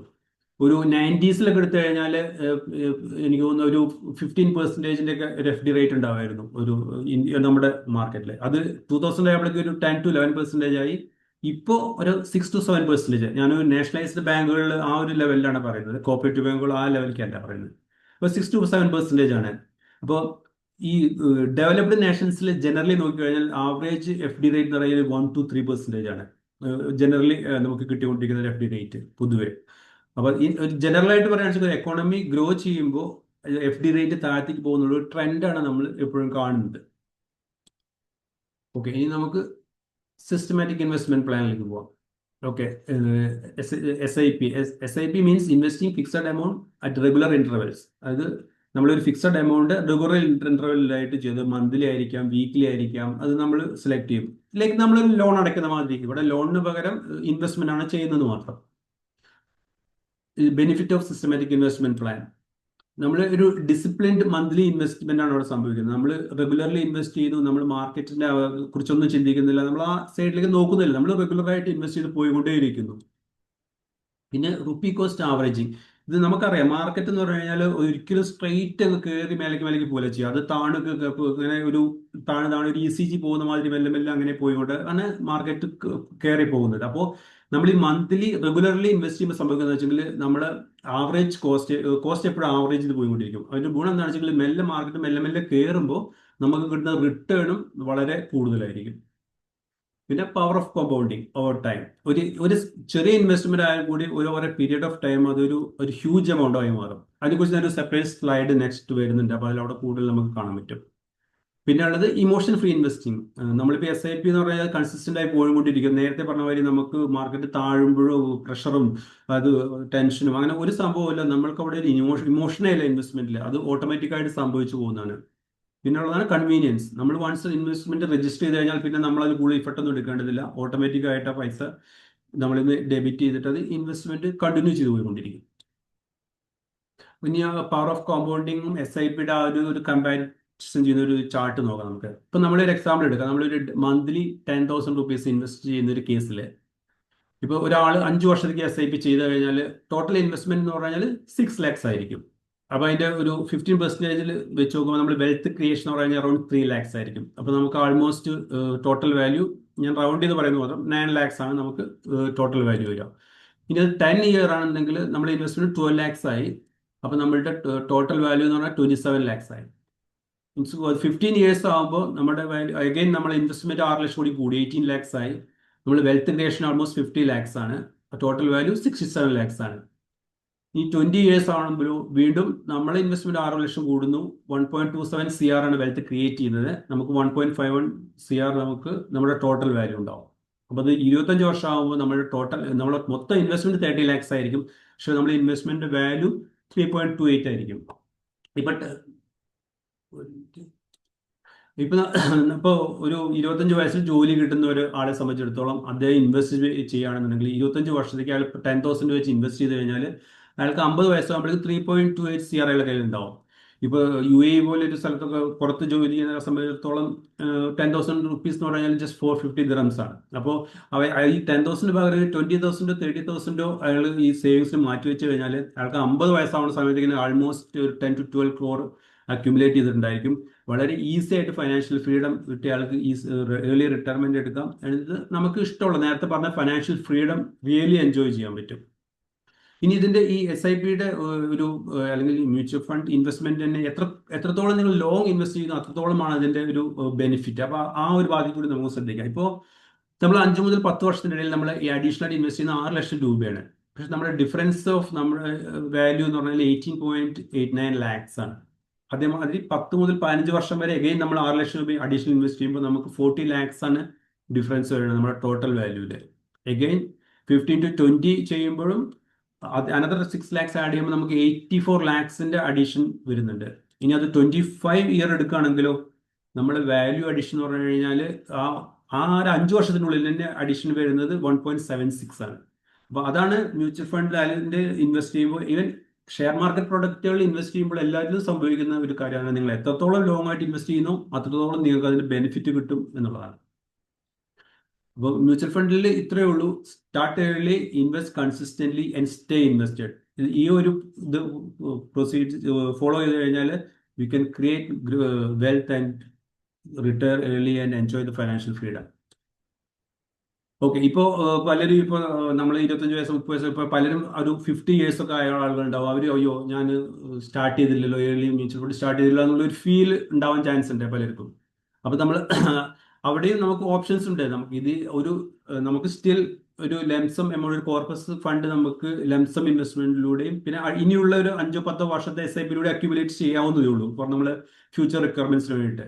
ഫോർ എക്സാമ്പിൾ ഇപ്പോൾ നമ്മൾ റിട്ടയർമെന്റ് ആണ് ഉദ്ദേശിക്കുന്നുണ്ടെങ്കിൽ നമ്മളൊരു കോർപ്പസ് ഫണ്ടിന് ടാർഗറ്റ് ചെയ്തിട്ട് ഒരു 1 CR നമ്മൾ റിട്ടയർമെന്റ് അതിലേക്ക് വേണമെന്ന് വെച്ച് നമ്മൾ അക്യുമുലേറ്റ് ചെയ്യുന്നു. നമ്മുടെ കയ്യിലുള്ള ഫണ്ട് ഇൻവെസ്റ്റ് ചെയ്ത് കഴിഞ്ഞാൽ ഈ റിട്ടയർമെന്റ് സമയത്ത് ഈ 1 CR തന്നെ നമുക്ക് ആവശ്യമുള്ള ഫണ്ട് ഒരു ഡെയിലി മന്ത്ലി ബേസിലോ എപ്പോഴാണെന്ന് വെച്ചാൽ നമുക്ക് വിഡ്രോ ചെയ്യാം. അപ്പോൾ ഇതിന്റെ ഗുണം എന്താണെന്ന് വെച്ചാൽ ബാക്കിയുള്ള ഫണ്ട്, സോ ഫോർ എക്സാമ്പിൾ നമ്മളൊരു 50,000 അല്ലെങ്കിൽ 1 lakh വിഡ്രോ ചെയ്യാൻ ഉദ്ദേശിക്കുന്നത് വെച്ചെങ്കിൽ നമുക്ക് 1 crore ഉണ്ട്. അപ്പോൾ അതിൽ നമ്മൾ 1 ലക്ഷം രൂപ ഒരു മാസം വിഡ്രോ ചെയ്താൽ ബാക്കി 99 lakhs പൈസ അവിടെ കിടക്കുന്നുണ്ട്. അത് ഈ നമ്മൾ ഈ പറയുന്ന റേറ്റിൽ ഗ്രോ ചെയ്തോളും. അപ്പോൾ ഒരു വഴിക്ക് ഗ്രോത്ത് സംഭവിച്ചുകൊണ്ടിരിക്കും. നമുക്ക് പൈസ വേണ്ടത് നമുക്ക് വിഡ്രോ ചെയ്യുകയും ചെയ്യാം. സോ അപ്പൊ ലേറ്റ് ആയി എന്ന് പറഞ്ഞിട്ട് വിഷമിക്കേണ്ട കാര്യമൊന്നുമില്ല. ഇത് നമ്മൾ ഏർലി തുടങ്ങിയത് നല്ലത്. പക്ഷെ നമുക്ക് ചെയ്യാൻ പറ്റില്ല എന്നുണ്ടെങ്കിൽ നമ്മൾ ലേറ്റ് ആയിട്ടും ചെയ്യാനും ശ്രമിക്കാം. കഴിയുന്നതും നമ്മൾ നമ്മുടെ നെക്സ്റ്റ് ജനറേഷനെ ബോധവൽക്കരിക്കുക, അവരെ അവയർനെസ് കൊടുത്തിട്ട് അവരെ കൊണ്ടെങ്കിലും നേരത്തെ തുടങ്ങാൻ വേണ്ടിയിട്ട് നമ്മൾ ഫോഴ്സ് ചെയ്യാം. ഇനി വളരെ ബ്രീഫായിട്ട് എങ്ങനെ ഫണ്ട് സെലക്ട് ചെയ്യുന്നതിനെ കുറിച്ച് ഒന്നിട്ട് കാര്യങ്ങൾ പറയാം. നമ്മൾ ഒരുപാട് ഡീപ്പ് പോകാനുള്ളൊരു അത് ഒരുപാട് ഡീറ്റെയിൽ ആയിട്ട് പോകേണ്ട കാര്യങ്ങളാണ്. നമ്മൾ അത്ര ഡീറ്റെയിൽ ആയിട്ട് പോകുന്നില്ലെങ്കിലും ബേസിക് ആയിട്ടുള്ള കാര്യങ്ങൾ പറഞ്ഞു. ഇപ്പോൾ നമ്മൾ ഫണ്ട് സെലക്ട് ചെയ്യുമ്പോൾ ഏത് ഫണ്ടിൽ ഇൻവെസ്റ്റ് ചെയ്യണം സെലക്ട് ചെയ്യുമ്പോൾ ഒരു പൊതുവെ ഫോളോ ചെയ്ത സ്ട്രാറ്റജിയാണ് ഗോൾ ബേസ്ഡ് ഇൻവെസ്റ്റിംഗ് എന്ന് പറഞ്ഞാൽ നമ്മുടെ ഇൻവെസ്റ്റ്മെന്റുകളെ നമ്മുടെ ഫൈനാൻഷ്യൽ ഗോളുകളായിട്ട് ലിങ്ക് ചെയ്യുന്ന രീതിയിൽ ഇൻവെസ്റ്റ് ചെയ്യുക. ഇപ്പോൾ ഫോർ എക്സാമ്പിൾ നമുക്കൊരു എമർജൻസി ഫണ്ടിനാണ് നമ്മൾ ഉദ്ദേശിക്കുന്നത് വെച്ചെങ്കിൽ നമ്മൾ എന്ത് ചെയ്യാം, നമ്മൾ ഈ ഷോർട്ട് ടേം ഫണ്ട് ടൈപ്പ് ആണ് ആ ഒരു നമ്മുടെ ഗോള്. അവൻ്റെ ടൈം ഹോറിസോൺ എന്ന് പറഞ്ഞാൽ ഇമ്മീഡിയറ്റ് ആണ്. അപ്പോൾ അവിടെ നമ്മൾ ലിക്വിഡ് ഫണ്ടുകൾ, ഷോർട്ട് ഡ്യൂറേഷൻ ഫണ്ടുകളൊക്കെയാണ് സെലക്ട് ചെയ്യേണ്ടത്. പക്ഷേ ഈ ഷോർട്ട് ഡ്യൂറേഷൻ ഈ ഫണ്ടുകൾ സെലക്ട് ചെയ്യുമ്പോൾ ഒരു കാര്യം എന്ന് വെച്ചെങ്കിൽ അവിടെ നമ്മുടെ റിട്ടേൺ എന്ന് പറഞ്ഞാൽ വെരി ലോ ആയിരിക്കും. കാരണം എന്താ വെച്ചാൽ ഡ്യൂറേഷൻ വളരെ കുറവാണ്. പിന്നെ ഫോർ എക്സാമ്പിൾ ഒരു വെക്കേഷനാണ് നമ്മൾ ഉദ്ദേശിക്കുന്നത്, ഒരു മീഡിയം ടേം ഒരു 3 yearsന്റെ ഒക്കെയാണ് നമ്മൾ ഉദ്ദേശിക്കുന്നത് വെച്ചെങ്കിൽ നമുക്ക് ഡെപ്ത് ഫണ്ടിൽ ഇൻവെസ്റ്റ് ചെയ്യാം. കുറച്ചും കൂടി റിട്ടേൺ കൂടും, പക്ഷെ ഒരു മീഡിയം റിട്ടേൺ ആണ് അവിടെ നമുക്ക് കിട്ടുന്നത്. ഈ നെക്സ്റ്റ് വന്നപ്പോൾ നമ്മൾ ചൈൽഡ്സ് എഡ്യൂക്കേഷൻ അതാണ് ഉദ്ദേശിക്കുന്നതെന്നുണ്ടെങ്കിൽ അത് കുറച്ചും കൂടി ഒരു ലോങ് ടേം ആണ്, 10 to 15 years ആണ്. അപ്പോൾ അത് കുറച്ചും കൂടി ഒരു ഹൈബ്രിഡ് ഫണ്ട്സ്, ബാലൻസ്ഡ് ഫണ്ടുകളിൽ ഇൻവെസ്റ്റ് ചെയ്യാം. അപ്പോൾ അതിനനുസരിച്ച് നമ്മളുടെ റിട്ടേൺ കൂടും. പിന്നെ ഇപ്പോൾ റിട്ടയർമെന്റ് ആണ് നമ്മൾ ഉദ്ദേശിക്കുന്നത് വെച്ചെങ്കിൽ അതൊരു ലോങ് ടേം പ്രോസസ് ആണ്, 20-25 years ആണെന്നുണ്ടെങ്കിൽ അപ്പോൾ നമ്മൾ equity funds, flexi cap, mid cap ഫണ്ട്സുകൾ ഇൻവെസ്റ്റ് ചെയ്യാൻ പറ്റും. അപ്പോൾ കാരണം നമുക്ക് കുറച്ചുകൂടി സമയം ഉണ്ടാവും, കുറച്ചും കൂടി റിസ്ക് എടുക്കാം. അപ്പോൾ ഒരു ഹയർ റിട്ടേൺ ഫണ്ടുകൾ നമുക്ക് ഇൻവെസ്റ്റ് ചെയ്യാൻ പറ്റും. So basically, when you invest with a goal, you don't get distracted by short-term market noise. നമ്മളൊരു ഗോൾ വെച്ച് ഇൻവെസ്റ്റ് ചെയ്തതിനുള്ള കുഴപ്പമെന്ന് വെച്ചെങ്കിൽ നമ്മൾ ചിലപ്പോൾ മാർക്കറ്റിൽ പിന്നെ കൂടിയും കുറഞ്ഞു ക്രാഷ് അങ്ങനെയൊക്കെ പറയുമ്പോൾ നമ്മൾ ഡൈവേർട്ടഡ് ആയി പോകും. അല്ലാണ്ടെങ്കിൽ നമ്മൾ വേറെ ആവശ്യങ്ങൾക്ക് ഫണ്ട് ഡൈവേർട്ട് ചെയ്ത് പോയിട്ട് നമ്മൾ ആ ഒരു ഫ്ലോ സ്റ്റോപ്പ് ചെയ്യും. ആ ഫ്ലോ സ്റ്റോപ്പ് ചെയ്ത് കഴിഞ്ഞാൽ നമുക്ക് ഒരു വെൽത്ത് ക്രിയേഷൻ നടക്കില്ല. ഓക്കെ, ഇനി ഇൻവെസ്റ്റ്മെന്റ് മ്യൂച്വൽ ഫണ്ടായി ബന്ധപ്പെട്ടുള്ള ഒരു കുറച്ച് കോമൺ ആയിട്ടുള്ള കാര്യങ്ങൾ, കോമൺ ആയിട്ട് സംഭവിക്കുന്ന മിസ്റ്റേക്കുകൾ, കോമൺ ആയിട്ട് കുറച്ച് മിത്തുകളൊക്കെയാണ്. പൊതുവെ എല്ലാവരും വിചാരിച്ചു ഈ mutual funds are only for experts എന്നുള്ള ഒരു ഇതുണ്ട്. പക്ഷെ അത് അങ്ങനെയല്ല, എല്ലാവർക്കും ഇൻവെസ്റ്റ് ചെയ്യാം. ഈ ഫണ്ട് മാനേജേഴ്സ് ആൾറെഡി എക്സ്പെർട്സ് ആണ്. അപ്പം ഇനി നമ്മൾ എക്സ്പെർട്സ് ആയിക്കൊള്ളണമെന്ന് യാതൊരു നിർബന്ധവുമില്ല. പിന്നെ വരുന്നത് mutual funds are only for rich people. അതായത് പൊതുവെ പ്രത്യേകിച്ച് നാട്ടിൻപുറത്തൊക്കെയാണ് നമ്മൾ അതിനെക്കുറിച്ച് സംസാരിക്കുമ്പോൾ ഇത് എന്തോ ഒരു വലിയ പൈസക്കാർ മാത്രം ചെയ്യുന്ന കാര്യമാണെന്നുള്ളൊരു തെറ്റ്. പക്ഷെ അതാണ് ഏറ്റവും വലിയ തെറ്റിദ്ധാരണ. എല്ലാവർക്കും ഇനി എത്ര എമൗണ്ട് വേണമെങ്കിലും മ്യൂച്വൽ ഫണ്ടിൽ ഇൻവെസ്റ്റ് ചെയ്യാം. ശരിക്കും പറഞ്ഞാൽ mutual funds creates rich people. ഇപ്പൊ ഞാനൊരു സിമ്പിൾ എക്സാമ്പിൾ പറയാം. ഇപ്പൊ നേരത്തെ നമ്മൾ ഒരു ഡെയിലി വേജസിൽ വർക്ക് ചെയ്യുന്ന ആളുകളുടെ കാര്യം പറഞ്ഞു. ഒരാൾ ഒരു 20,000 രൂപ മന്ത്ലി ജോലി ചെയ്ത് കിട്ടുന്ന ഒരാൾ ഒരു 3,000 രൂപ മാറ്റി വെച്ച് കഴിഞ്ഞാൽ അയാൾ 25 വർഷം കഴിഞ്ഞ് കഴിഞ്ഞാൽ അത് ഒരു ആൾമോസ്റ്റ് 1 CR ആയിരിക്കും അയാൾക്ക് കിട്ടുക. അപ്പോൾ ഒരു ഡെയിലി വേജ് പോകുന്ന ആളുകളും 25 വയസ്സിൽ ജോലി ചെയ്യാൻ തുടങ്ങി കഴിഞ്ഞാൽ അയാൾ ഈ ഒരു എമൗണ്ട് മാറ്റി വെച്ചാൽ 50 വയസ്സാകുമ്പോഴേക്ക് അയാൾക്ക് 1 CR കയ്യിലുണ്ടാവും. അയാൾക്ക് ഫൈനാൻഷ്യൽ ഫ്രീഡം ഉണ്ടാവും. പിന്നെ അയാളുടെ വയസ്സുകാലത്ത് അയാൾ ജോലിക്ക് പോയിക്കൊള്ളുന്നില്ല. അത് മോസ്റ്റ് ഇമ്പോർട്ടൻ്റ് എന്ന് വെച്ചാൽ കൺസിസ്റ്റന്റ് ആയിട്ട് ചെയ്യുക, ഡിസിപ്ലിനോടുകൂടി ചെയ്യുക എന്നുള്ളതാണ്. പിന്നെ മ്യൂച്വൽ ഫണ്ട് ഗ്യാരണ്ടി റിട്ടേൺസ്. അങ്ങനെ mutual funds are market linked, returns are not guaranteed. ഒരു ഗ്യാരണ്ടി ഇല്ല, മാർക്കറ്റ് ലിങ്ക്ഡ് ആണ്.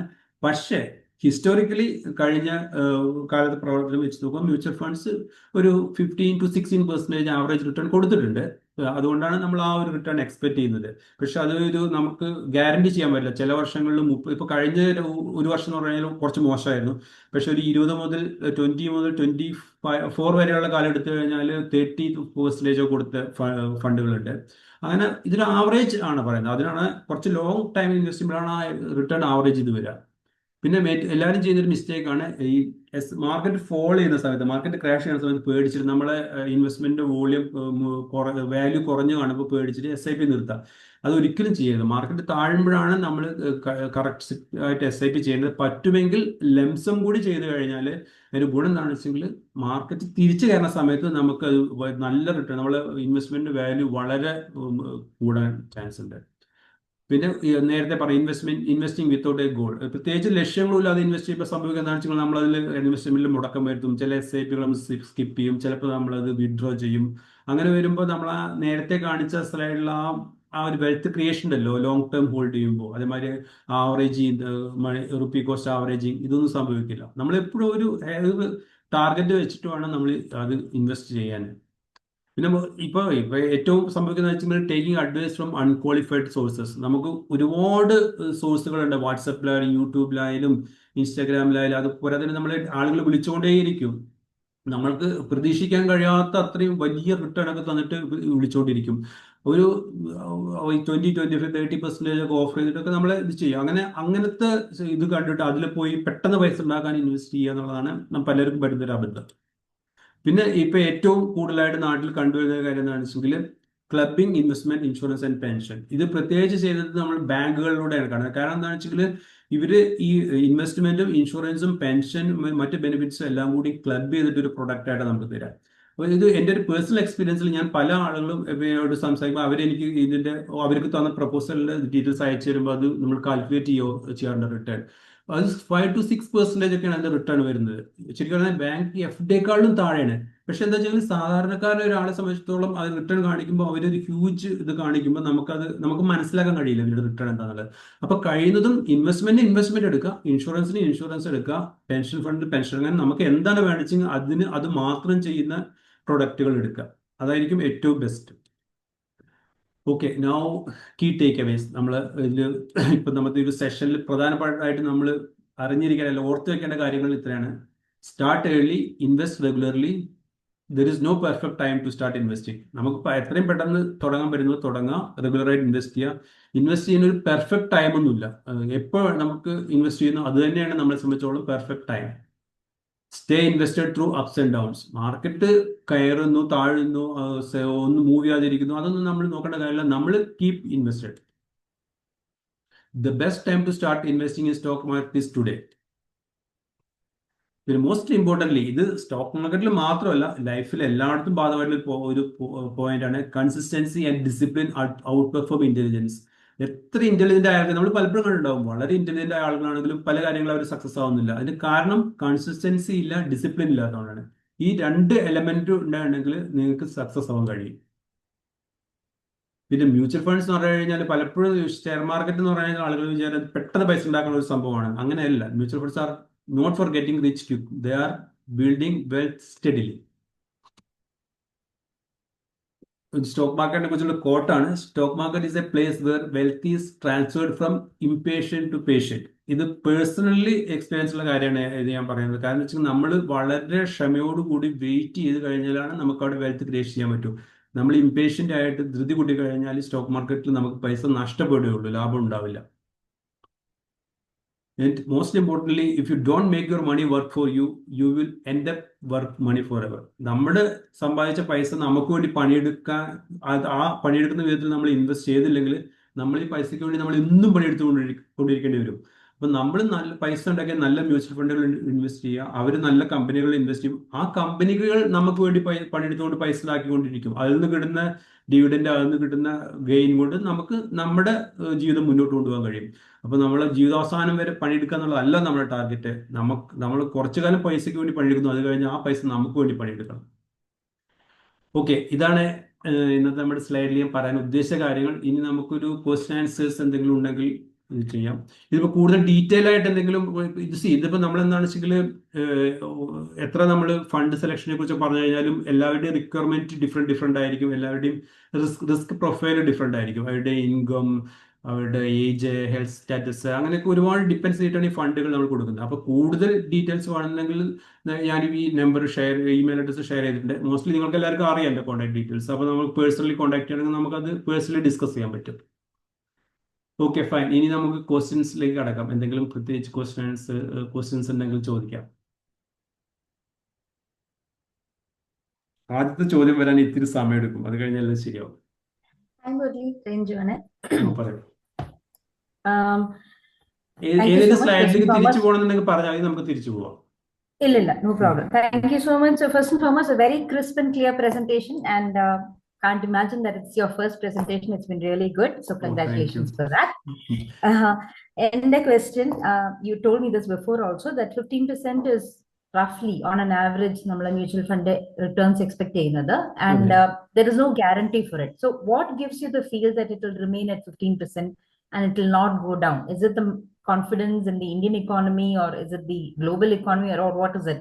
Because there's so much of things happening, like globally elladum there's so much of scenarios going on. Yes, എത്ര വരെ law ആകാം അത് in case of a ഇത് നമ്മൾ confident ആയിട്ട് പറയുന്നത് വെച്ചാൽ കഴിഞ്ഞ ഒരു 30 ഇയേഴ്സിന്റെ ഒരു ആവറേജ് എടുത്തു പോയി കഴിഞ്ഞാൽ ഗ്രോ ചെയ്തിട്ടുള്ളത് 15% ആണ്. പ്ലസ് ഇന്ത്യൻ ഇക്കോണമിയെ സംബന്ധിച്ചിടത്തോളം വ്യസ്റ്റിൽ എനിക്ക് ആവറേജ് ഏജ് 28 അങ്ങനെ എന്താണ് ഞാൻ എൻ്റെ ഓർമ്മ ശരിയാണെങ്കിൽ. അപ്പോൾ അങ്ങനെ പറയുമ്പോൾ നമ്മളിപ്പോഴും യങ് ഇക്കോണമിയാണ്, നമ്മൾ ഇനിയിപ്പോഴും ഗ്രോ ചെയ്തുകൊണ്ടിരിക്കുകയാണ്. അതായത് ആക്ച്വലി പറഞ്ഞു കഴിഞ്ഞാൽ ഈ US സാങ്ഷൻ വന്നപ്പോഴും കൂടി നമ്മൾ ഇക്കോണമി ഒരു പരിധിയിൽ കഴിഞ്ഞ് പിന്നോട്ട് പോകാതിന് കാരണം, മാർക്കറ്റ് പിന്നോട്ട് പോകാതിന് കാരണം എന്ന് വെച്ചാൽ നമ്മൾ ഇപ്പോഴും എക്സ്പോർട്ട് ഓറിയന്റഡ് ഇക്കോണമി ഒന്നല്ല നമുക്ക്. കാരണം നമ്മൾ ഇവിടെ തന്നെ ഒരുപാട് ഡിമാൻഡ് ഉണ്ട്, ആ ഡിമാൻഡ് നമ്മൾ ശരിക്കും എക്സ്പ്ലോയിറ്റ് ചെയ്യുന്നില്ല. അപ്പോൾ ഇപ്പോഴും നമുക്ക് ഇവിടെ ഒരു അസൈൻ എക്കോണമി ഒരുപാട് ഗ്രോ ചെയ്യാണ്ട് നമ്മൾ എവിടെ എത്തിയിട്ടില്ല.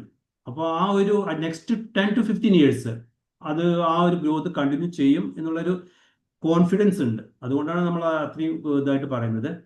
ബട്ട് സ്റ്റിൽ എനിക്ക് ദീപക് ജി അതൊന്ന് എന്തെങ്കിലും ആഡ് ചെയ്യാനുണ്ടോ അതിൽ, ആ ഒരു ക്വസ്റ്റ്യനിൽ? ഓക്കെ, നമ്മളൊരു എക്കോണമിനേക്കാൾ ഇമ്പോർട്ടന്റ് നമ്മൾ മ്യൂച്വൽ ഫണ്ട് എന്ന് പറയുന്ന ഒരു പെർട്ടിക്കുലർ അസറ്റ് ക്ലാസ്സിൽ വരുന്ന ഡിഫറൻസ് എന്താണെന്ന് വെച്ച് കഴിഞ്ഞാൽ ഡൈവേഴ്സിഫിക്കേഷനാണ്. The most important is diversification.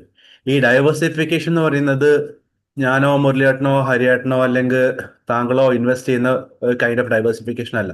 There is a set of people, well organised, well informative, പിന്നെ റിസർച്ച് ടീമായിട്ടിരിക്കുന്ന ഒരു നമ്പർ ഓഫ് പീപ്പിൾ ആണ് ഇതിൽ ഇൻവെസ്റ്റ്മെന്റ് നടത്തുന്നത് മ്യൂച്വൽ ഫണ്ട് എന്ന് പറയുന്നത്. അപ്പം നമുക്ക് കിട്ടുന്ന, ഇപ്പം നേരത്തെ മുരളിയേട്ടൻ്റെ സ്ലൈഡിൽ ഒരു വേർഡിങ് ഉണ്ടായിരുന്നു, കിട്ടുന്ന ടിപ്സ്, വാട്സാപ്പ് യൂണിവേഴ്സിറ്റിയിൽ നിന്ന് കിട്ടുന്ന ടിപ്പ്, സോഷ്യൽ മീഡിയയിൽ നിന്ന് കിട്ടുന്ന ടിപ്പ് പോലെയല്ല നമുക്ക് മ്യൂച്വൽ ഫണ്ട് ഇൻഡസ്ട്രിയിൽ ഒരു ഫണ്ട് മാനേജർ സെലക്ട് ചെയ്യുന്നത്. ഫണ്ട് മാനേജർ എന്ന് പറഞ്ഞാൽ വെൽ ക്വാളിഫൈഡ് ആൾക്കാരായിരിക്കും. അപ്പോൾ അവർ ഒരു കമ്പനി ചൂസ് ചെയ്യുന്നത് എന്തിനു വെച്ചിട്ടാന്ന് വെച്ച് കഴിഞ്ഞാൽ നമുക്ക് ഒരു ഷോർട്ട് ടേം ഗ്രോത്ത് കിട്ടുന്ന കമ്പനിയിലല്ല ഇൻവെസ്റ്റ് ചെയ്യുന്നത്. ഇപ്പം ജസ്റ്റ് ഒരു എക്സാമ്പിൾ തരാം. നമുക്ക് റിലയൻസ് ഇൻഡസ്ട്രീസ് എന്ന് പറയുന്ന കമ്പനി നമുക്ക് എല്ലാവർക്കും നല്ലതാണ് അല്ലേ? അപ്പൊ പക്ഷെ Reliance industries will never double from 1,500 to 3,000 in A year time or 2 years. അപ്പൊ അതിന്റെ ഒരു കൺസിസ്റ്റന്റ് ഗ്രോത്ത് ആയിരിക്കും ഉണ്ടാവുക. പക്ഷെ സ്ട്രോങ് ആണ്, അത് എല്ലാവർക്കും അറിയാം. ഇവിടെ ഇരിക്കുന്ന 27 പേർക്കും റിലയൻസ് ഇൻഡസ്ട്രീസ് നല്ലതാണെന്ന് അറിയാം.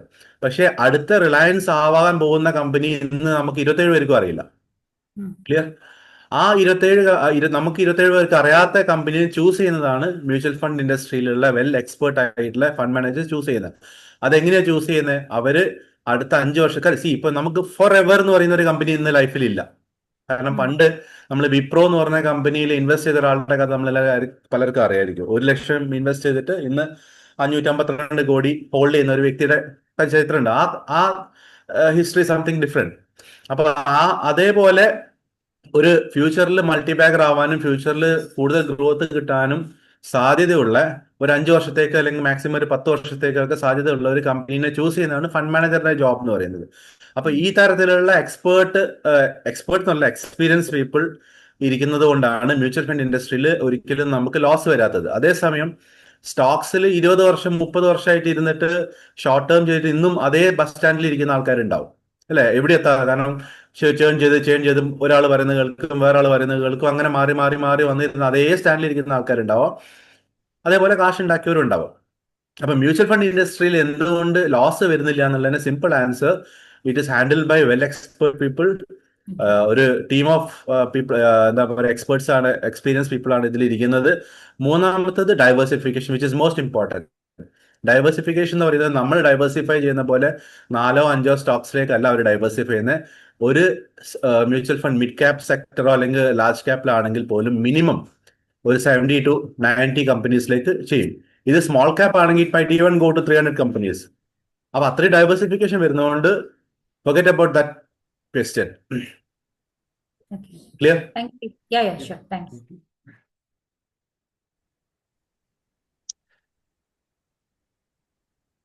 ഐ തിങ്ക് മുരളിജി, സനൽജി ഒരു ക്വസ്റ്റ്യൻ ചോദിച്ചിരുന്നു. ഒന്ന് മെസ്സേജ് ആയിട്ടാണ്, ഒന്ന് ചെക്ക് ചെയ്യൂ.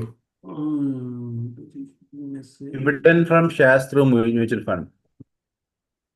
എനിക്ക് ഇല്ലേടാ. എന്തായാലും ദീപൻജി, അതായത് ഷെയറിൽ കിട്ടുന്ന പോലെ ഡിവിഡൻഡ് മ്യൂച്വൽ ഫണ്ടിൽ നിന്ന് കിട്ടുമോന്ന്? ഇല്ല, മ്യൂച്വൽ ഫണ്ട് ഓക്കെ. അല്ല, അത് അങ്ങനത്തെ, അതായത് ഡിവിഡൻഡ് കൊടുക്കുന്ന മ്യൂച്വൽ ഫണ്ടുകളുണ്ട്. നമ്മൾ ആ ഡിവിഡൻഡ് കൊടുക്കുന്ന മ്യൂച്വൽ ഫണ്ട് സെലക്ട് ചെയ്യണം. ICWA ഓപ്ഷൻ സെലക്ട് ചെയ്തിട്ട് കിട്ടും. ചോദിച്ചു കഴിഞ്ഞാൽ ഒറ്റ വാക്കിൽ പറഞ്ഞു കഴിഞ്ഞാൽ കിട്ടും. അങ്ങനെ നമ്മൾ അങ്ങനത്തെ മ്യൂച്വൽ ഫണ്ട് സെലക്ട് ചെയ്യണം. അത് ഫണ്ട് സെലക്ട് ചെയ്യുമ്പോൾ ചെയ്യണം.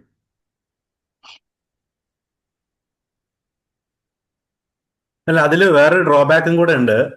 നമ്മള് സനിൽജി, നമ്മളിപ്പോ ഡിവിഡൻഡ് ഷെയറിൽ വാങ്ങുന്ന പോലെ ഡിവിഡൻഡ് അല്ല അതിൽ നിന്ന് കിട്ടുന്നത്. ഡിവിഡൻഡ് പേ ഔട്ട് എന്ന് പറയുന്നത് എന്തിനാന്ന് വെച്ച് കഴിഞ്ഞാൽ നമുക്കൊരു റെഗുലർ ഇൻകത്തിന് വേണ്ടിയിട്ട് പലരും ചൂസ് ചെയ്യുന്നതാണ് റെഗുലർ ഡിവിഡൻഡ് പേ ഔട്ട് എന്ന് പറയുന്നത്. പക്ഷെ അവിടെ ഒരു ഡ്രോബാക്ക് എന്താന്ന് വെച്ച് കഴിഞ്ഞാൽ, നമ്മള് ഇപ്പൊ ഫോർ എക്സാമ്പിൾ നേരത്തെ മുരളിയേട്ടൻ പറഞ്ഞു 15% വെച്ചിട്ട് ഒരു മ്യൂച്വൽ ഫണ്ട് ഗ്രോ ചെയ്യുന്നുണ്ട് എന്ന് പറഞ്ഞു. പക്ഷെ നമുക്ക് ആ ഡിവിഡൻഡ് ആയിട്ട് കിട്ടുന്ന സമയത്ത് നമ്മൾ 20% ടാക്സ് കൊടുക്കാൻ ലയബിൾ ആണ്. ഓക്കെ, അതായത് എസ്പെഷ്യലി NRIs ആണെങ്കിൽ 20% ടാക്സ് കഴിഞ്ഞിട്ട് കിട്ടും. അപ്പൊ ഒന്ന് ആലോചിച്ച് നോക്കൂ, നമ്മൾ ഒരു 10 വർഷത്തേക്ക് ഡിവിഡൻഡ് പേ ഔട്ട് എടുക്കുന്നു. അപ്പൊ ഈ 10 വർഷത്തിൽ ഓരോ മാസത്തിൽ നമുക്ക് വരുന്ന പേ ഔട്ട് 20% വെച്ചിട്ട് നമുക്ക് പോവാണ്. പിന്നെ നമ്മൾ 10 വർഷം കഴിഞ്ഞ് തിരിഞ്ഞു നോക്കുന്ന സമയത്ത് നമ്മുടെ ഗ്രോത്ത് ഒരിക്കലും ഈ ഡിവിഡൻഡ് പേ ഔട്ടും ഗ്രോത്ത് ഓപ്ഷനും തമ്മിലുള്ള ഡിഫറൻസ് ഹ്യൂജ് ഡിഫറൻസ് ആയിരിക്കും. കാരണം ഇവിടെ വരുന്ന ഡിഫറൻസ് എന്താണെന്ന് വെച്ച് കഴിഞ്ഞാൽ, ഇപ്പൊ ഫോർ എക്സാമ്പിൾ നമ്മുടെ ഏജ് 40, നമ്മൾ ഉദ്ദേശിക്കുന്നത് 60 വയസ്സ് വരെ ഇൻവെസ്റ്റ്മെന്റ് കൊണ്ടുപോകാനാണ് ഉദ്ദേശിക്കുന്നത്. ഇനി നമ്മൾ ഈ 40ാമത്തെ വയസ്സിൽ, ഇതെല്ലാം ഞാൻ ജസ്റ്റ് ഒരു ക്ലാസിക് എക്സാമ്പിൾ ആയിട്ട് പറഞ്ഞുതരാം. 40ാമത്തെ വയസ്സ് നമുക്ക് ഡിവിഡൻഡ് കിട്ടിയിട്ട് ഒരു കാര്യമില്ല, നമ്മൾ വർക്ക് ചെയ്യുന്നുണ്ട്. ഇനി 60 വയസ്സാകുമ്പോൾ എന്ത് പറ്റും? നമുക്ക് ശരിക്കും കിട്ടേണ്ട ആ എന്താ പറയാ, മൾട്ടിപ്പിൾ ഗ്രോത്ത് എന്നുള്ളത് അവിടെ ഷ്രിങ്ക് ആയിട്ട് നമുക്ക് എല്ലാ മാസവും കിട്ടുന്ന ഡിവിഡൻഡ് നമ്മൾ എന്തിനു യൂസ് ചെയ്യുന്ന പോലും നമുക്ക് ഓർമ്മ ഉണ്ടാവില്ല. ഇനി ഇതൊരു അഗെയിൻ ഡിവിഡൻഡ് ഓപ്ഷൻ എന്ന് പറഞ്ഞാൽ ഒരിക്കലും ഗ്യാരണ്ടീഡ് അല്ല. അതിന് നമുക്ക് ഏറ്റവും വലിയ എക്സാമ്പിൾ ആയിരുന്നു 2018, ഓർക്കുന്നുണ്ടോന്ന് അറിയില്ല, നമ്മുടെ ഡിമോണിറ്റൈസേഷൻ 2016 വന്നേക്ക് ശേഷം 2017 വാസ് എക്സലന്റ് മാർക്കറ്റ്. അപ്പൊ ICICIയുടെ ഒരു ഫണ്ടിനെ പറ്റി പറയാം. ICICIയുടെ ഡിവിഡൻഡ് പേ ഔട്ട് കൊടുക്കുന്ന ഒരു ഫണ്ട് എല്ലാവരും വാങ്ങി, ബാലൻസ് അഡ്വാൻറ്റേജ് ഫണ്ട്. ഈ ഫണ്ട് 2018 എക്സലന്റ് ഡിവിഡൻഡ് കൊടുത്തു, 17 കൊടുത്തു. 2018 നമ്മൾ long term capital gain tax Arun ജെയ്റ്റ്ലിയുടെ ബഡ്ജറ്റിൽ കൊണ്ടുവന്നു. മാർക്കറ്റ് ഓൾമോസ്റ്റ് 1.5 വർഷം എവിടെയല്ലാതെയായി. ഇപ്പൊ നമ്മൾ എങ്ങനെയാണ് മാർക്കറ്റിനെ കാണാൻ, അതിനേക്കാളും വേസ്റ്റ് ആയിരുന്നു ആ സമയത്തുള്ള. അപ്പൊ ഡിവിഡൻഡ് നിന്നു. ഡിവിഡൻഡ് എന്ന് പറയുന്നത് എങ്ങനെ? പ്രോഫിറ്റ്. ഇപ്പൊ ഇന്നത്തെ കഴിഞ്ഞ ഒരു വർഷത്തിൽ നമ്മൾക്ക് സെൻസെക്സ് എവിടെയാന്ന് വെച്ചാൽ, നമ്മൾ ഇന്ന് എവിടെയാണ് കഴിഞ്ഞ വർഷത്തിൽ എവിടെയാണ് നിന്ന് അതേ സ്ഥലത്ത് സെൻസെക്സ് നിന്ന് നിൽക്കുന്നത്. അപ്പൊ എങ്ങനെ ഡിവിഡൻഡ് കൊടുക്കണേ? ഡിവിഡൻഡ് കിട്ടില്ല. അപ്പൊ അതുകൊണ്ട് എപ്പോഴും ഓപ്റ്റ് ചെയ്യാൻ നല്ലത് ഗ്രോത്ത് ഓപ്ഷൻ ആണ്. ഡിവിഡൻഡ് കിട്ടുമെന്ന് ചോദിച്ചാൽ കിട്ടും. Again it is not guaranteed. പിന്നെ ഇനി ഡിവിഡൻഡ് കിട്ടിയാലും നമ്മുടെ ഈ ടാക്സ് 20% പോകുന്ന വെച്ച് നോക്കുമ്പോൾ അത് അത്ര വേർത്ത് ആയിരിക്കില്ല. അല്ല ദീപജി, ആക്ച്വലി അത് എങ്ങനെ വെച്ചെങ്കിൽ ഇപ്പൊ ഞാൻ സജസ്റ്റ് ചെയ്യുന്നത് എങ്ങനെയാണെന്ന് വെച്ചെങ്കിൽ ഈ ഡിവിഡൻഡ് ഈ റിട്ടയർമെന്റ് പ്ലാനിങ്ങിൽ വരുന്ന ആളുകളുണ്ടല്ലോ, അതായത് വൺസ് ഒരു തിരിച്ചു വന്നതിന് ശേഷം അല്ല, റിട്ടയർമെന്റ് റിട്ടയർമെന്റ് പ്ലാനിൽ വരുന്ന ആൾക്കാർക്ക് മുരളിയായിട്ട് ഡിവിഡൻഡിനേക്കാളും നല്ലത് SWP അല്ലേ? അപ്പൊ അല്ല ഡിവിഡൻഡ് കിട്ടാതിരിക്കുന്ന സമയത്ത് എന്ത് ചെയ്യും? അല്ല മുഴുവനല്ല, നമ്മൾ റിട്ടയർമെന്റ് പ്ലാനിങ് എൻറ്റയർലി ഡിഫറെന്റ് ഇതാണ്. നമ്മൾ മുഴുവൻ എമൗണ്ട് അല്ല കൊടുക്കുന്നത്, നമ്മൾ പാർട്ടായിട്ടുള്ള എമൗണ്ട്, അതായത് ഒരു വൺ ഓഫ് ദ ഇൻവെസ്റ്റ്മെന്റ്, കുറെ 3-4 ഇൻവെസ്റ്റ്മെന്റിൽ ഒന്ന് FD അങ്ങനെ ബോൺസ് ആ രീതിയിൽ അങ്ങനെയാണ്. ചെയ്യാം. കാരണം നമുക്കൊരു പ്രോഫിറ്റ് ബുക്കിംഗ് എന്നുള്ള രീതിയിൽ ചെയ്യുന്ന ഓക്കെ. രീതിയിൽ നമുക്ക് ചെയ്യാം. യെസ്. കാരണം അത് മാത്രമല്ല, നമ്മൾ ടാക്സ് എലമെന്റ് ഇപ്പൊ നമ്മൾ ഇന്നത്തെ സെഷനിൽ ഉൾപ്പെടുത്തിയില്ല, കാരണം അത് കുറച്ചും കൂടി ഡീപ്പായിട്ട് വരുന്ന അത് സെഷനാണ്. നമ്മള് 12 തീരാൻ. അതെ, അപ്പൊ അതുകൊണ്ട് നമ്മൾ ഉൾപ്പെടുത്തിയിട്ടില്ല. അതിന് ടാക്സ് അഡ്വാൻറ്റേജ് കൂടി ഉണ്ട് നമുക്ക്. കാരണം എന്താ വെച്ചാൽ ഡിവിഡൻഡ് കിട്ടുമ്പോൾ അത് നമ്മുടെ സ്ലാബ് അനുസരിച്ചിട്ടാണ്, ഇൻകം ടാക്സ് ആയിട്ടാണ് കണക്കാക്കുക. അപ്പൊ അതിന്റെ ഒരു ബെനിഫിറ്റ് ഉണ്ട്. അത് നമുക്ക് ഡീറ്റെയിൽ ആയിട്ട് പിന്നെ അതിനൊരു സെഷൻ എടുക്കുമ്പോൾ നമുക്ക് ഡിസ്കസ് ചെയ്യാം. Okay sir. മുരളിയേട്ടാ, ദീപക്ജി, ഒരു ഡൗട്ട്. ഇപ്പൊ SWP നമ്മൾ വിഡ്രോ വരുമ്പോ അതിന് ടാക്സ് വരുന്നുണ്ടോ? അത് ഒരു 54 ഏജ് ഉള്ള ആളുടെയാണ് ഇട്ടിട്ടുള്ളത് ടാക്സ് SWP. എല്ലാത്തിനും അപ്ലിക്കബിൾ ആണ്. Long term capital gain, short term capital gain, അത് SWP ചെയ്ത് കഴിഞ്ഞാലും അല്ലാതെ ആയാലും അപ്ലിക്കബിൾ ആണ്. അതിൽ വ്യത്യാസമുണ്ട്.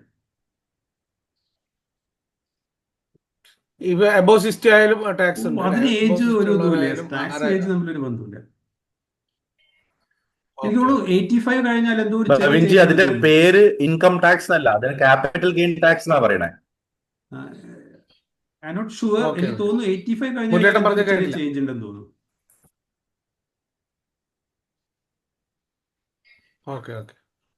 എന്തായാലും ടാക്സിനെ കുറിച്ച് നമ്മുടെ ഡിഫറൻസ് സെഷൻ മുരളിയേട്ടാ കുറച്ച് ഡീറ്റെയിൽ ആയിട്ട് എടുക്കാം. മുരളിയേട്ടാ, ഒരു ക്വസ്റ്റ്യൻ. ഉം. പിന്നെ നമ്മൾ മ്യൂച്വൽ ഫണ്ടിൽ ഒരു പിന്നെ വെറൈറ്റി ഓഫ് മ്യൂച്വൽ ഫണ്ട്, അതായത് ഒരു number of mutual fund increase ചെയ്തിട്ട് കീപ്പ് ചെയ്യുന്നതാണോ അതോ ലിമിറ്റഡ് ആയിട്ട് കീപ്പ് ചെയ്യുന്നതാണോ ഏറ്റവും നല്ലത്? കാരണം നമ്മളിപ്പോൾ ഒരു റിട്ടയർമെന്റ് സ്റ്റേജിൽ SWP കൊടുക്കുകയാണെന്നുണ്ടെങ്കിൽ ഏറ്റവും നല്ലൊരു ഇത്. കാരണം ഒരു 10-35 നമ്പർ ഓഫ് ഫോളിയോസ് കീപ്പ് ചെയ്യണോ അതോ ബെസ്റ്റായിട്ട് എല്ലാ ക്യാപ്പിലും കുറച്ചെണ്ണം മാത്രം വെച്ചിട്ട് ചെയ്യുന്നതാണോ നല്ലത്? മ്യൂച്വൽ ഫണ്ട്സ് എന്ന് പറഞ്ഞാൽ ആൾറെഡി ഡൈവേഴ്സിഫൈഡ് ആണ്. അപ്പൊ നമ്മള് പിന്നെ അതിൽ തന്നെ ഒരു 4-5 ഫോളിയൊക്കെ കീപ്പ് ചെയ്യുന്നതാണ് എനിക്ക് നല്ലത്. അതിൽ കൂടുതൽ ചെയ്യേണ്ട കാര്യമില്ല. കാരണം എന്താണെന്ന് വെച്ചെങ്കിൽ ആൾറെഡി ഒരു മ്യൂച്വൽ ഫണ്ട് തന്നെ 50-100 ഷെയർസിലൊക്കെ ഇൻവെസ്റ്റ് ചെയ്യുന്ന ഉണ്ട്. പിന്നെ നമ്മൾ അതും ഒരു 10-20 എണ്ണൊക്കെ എന്ന് പറഞ്ഞു കഴിഞ്ഞാൽ നമ്മൾ അതിന്റെ ആവശ്യമില്ല. അത് ഓവർ ഡൈവേഴ്സിഫിക്കേഷൻ ആയിരിക്കും. അതിന്റെ ആവശ്യമില്ല എന്നുള്ളതാണ്. ഒരു 4-5 മ്യൂച്വൽ ഫണ്ടുകൾ നമ്മളെ റിക്വയർമെന്റ് അനുസരിച്ച്, ഗോൾ അനുസരിച്ച് ചെയ്യുന്നതായിരിക്കും നല്ലത്. അപ്പൊ SWP കൊടുക്കാനും ഭാവിയിൽ ഏറ്റവും നല്ലത് അതായിരിക്കും അല്ലെ? അത് തന്നെ ആയിരിക്കും. നമ്മൾ എല്ലാ ഫണ്ടിൽ നിന്നും മാറി മാറി ചെയ്യുന്നതിലും അതായത് 4-5 ഫണ്ട് ഫോക്കസ് ചെയ്തിട്ട് അതിൽ ചെയ്യുന്നതായിരിക്കും നല്ലത്. അത് ഓക്കെ, ഡിഫറെന്റ് അങ്ങനെയാണെങ്കിൽ അതിന് AMCകളുടെ ചെയ്ത് കഴിഞ്ഞാൽ കുറച്ചുകൂടി നല്ലത്. അപ്പോൾ എവിടെയെങ്കിലും ഏതെങ്കിലും AMCക്ക് മാനേജ്മെന്റിൽ എന്തെങ്കിലും വിഷയം വന്നാലും നമുക്ക് റിസ്ക് കുറഞ്ഞു കിട്ടും അവിടെ. ആക്ച്വലി ഡിഫറെന്റ് തന്നെ ഓരോ മ്യൂച്വൽ ഫണ്ടും അതെ. പിന്നെ HDFCയും ICICIയും ടാറ്റയും അങ്ങനെ അതെ വേരിയസ് അതെ അങ്ങനെ അതായിരിക്കും ടീമിന്റെയാണ് നല്ലത്. ചെയ്തിട്ടുള്ളത്. ബട്ട് ഉം. ഒരുപാട് ഫോളിയോസ് ഉണ്ട്, പലതുമായിട്ട് ഒരുപാടെണ്ണം ഉണ്ടെങ്കിലും ഉള്ള ഒരു ഡിഫറൻസ്. അപ്പോൾ അങ്ങനെയാണെന്നുണ്ടെങ്കിൽ ഇപ്പോൾ ഷോർട്ട് ടേം ചെയ്യുകയാണെന്നുണ്ടെങ്കിൽ ഇപ്പൊ ചെയ്യണോ അതോ കുറച്ചു കാലം കഴിഞ്ഞിട്ട്, അതായത് റിട്ടയർമെന്റിന്റെ ടൈമിലോട്ട് മാത്രം അത് ഫോക്കസ് ചെയ്താൽ മതിയോ? അതായത് ഇപ്പോഴത്തെ SWP സ്റ്റാർട്ട് ചെയ്യണതിന് 1 ഇയർ ബിഫോറോ അങ്ങനെ എന്തെങ്കിലും ചേഞ്ച് ചെയ്യണമെന്നോ നല്ലത്, അതോ ഇപ്പൊ തന്നെ അത് മാറ്റി വെക്കുന്നതാണോ നല്ലത്? അത് 1 by 1 ആയിട്ട് ഇപ്പൊ ഗ്രോത്തും ഫണ്ടുകളുടെ ഗ്രോത്തും ഇതനുസരിച്ച് മെല്ലെ മെല്ലെ 1 by 1 ആയിട്ട് ചെയ്യുന്നതായിരിക്കും നല്ലത്. എല്ലാം കൂടി ലാസ്റ്റ് മൂമെന്റിൽ ചെയ്യാതിരിക്കുന്നതായിരിക്കും നല്ലത്. ദീപക് ജി എന്തെങ്കിലും ആഡ് ചെയ്യാണ്ടെങ്കിൽ പറയണേ. ഓക്കെ, അതില് ആരാ ചോദിച്ചത്? രഞ്ജിജി. ഓക്കെ, അതിലൊരു ഒരു ഒരു നമ്മളിപ്പം എല്ലാരും UAE ഇതില് രഞ്ജിജി UAE-ലല്ലേ? അതെ അതെ ദീപക്, ഞാൻ ഓക്കെ ഓക്കെ ഫൈൻ. അപ്പൊ UAE-ൽ ഇപ്പം രഞ്ജിജി UAE-ൽ തന്നെ നിൽക്കാന്ന് കരുതിക്കോളൂ. ഓക്കെ, ആ സമയം ഇപ്പൊ റിട്ടയർമെന്റ് ടൈമിന്റെ 1 വർഷം മുന്നേ വരെ UAE-ൽ തന്നെ നിൽക്കുക, അല്ലെങ്കിൽ റിട്ടയർമെന്റ് ടൈം വരെ UAE-ൽ നിൽക്കുകയാണെങ്കിൽ ഏറ്റവും നല്ലത് UAE-ൽ നിൽക്കുന്നവർക്ക്, അതായത് 5 കൺട്രി UAE, സിംഗപ്പൂർ, പിന്നെ ബഹ്റൈൻ, കുവൈത്ത്, ഇനി ഒരു രാജ്യം കൂടി സൗദി അറേബ്യ, ഈ കൺട്രിയിലുള്ളവർക്കൊക്കെ ടാക്സ് റെസിഡൻസി TRC എന്ന് പറയും. നമ്മുടെ അറിയാം. മിനിസ്ട്രി ഓഫ് ഫിനാൻസിൽ നിന്ന് നമുക്ക് ടാക്സ് റെസിഡൻസി സർട്ടിഫിക്കറ്റ് 2000 ദിർഹംസ് കൊടുത്താൽ കിട്ടും.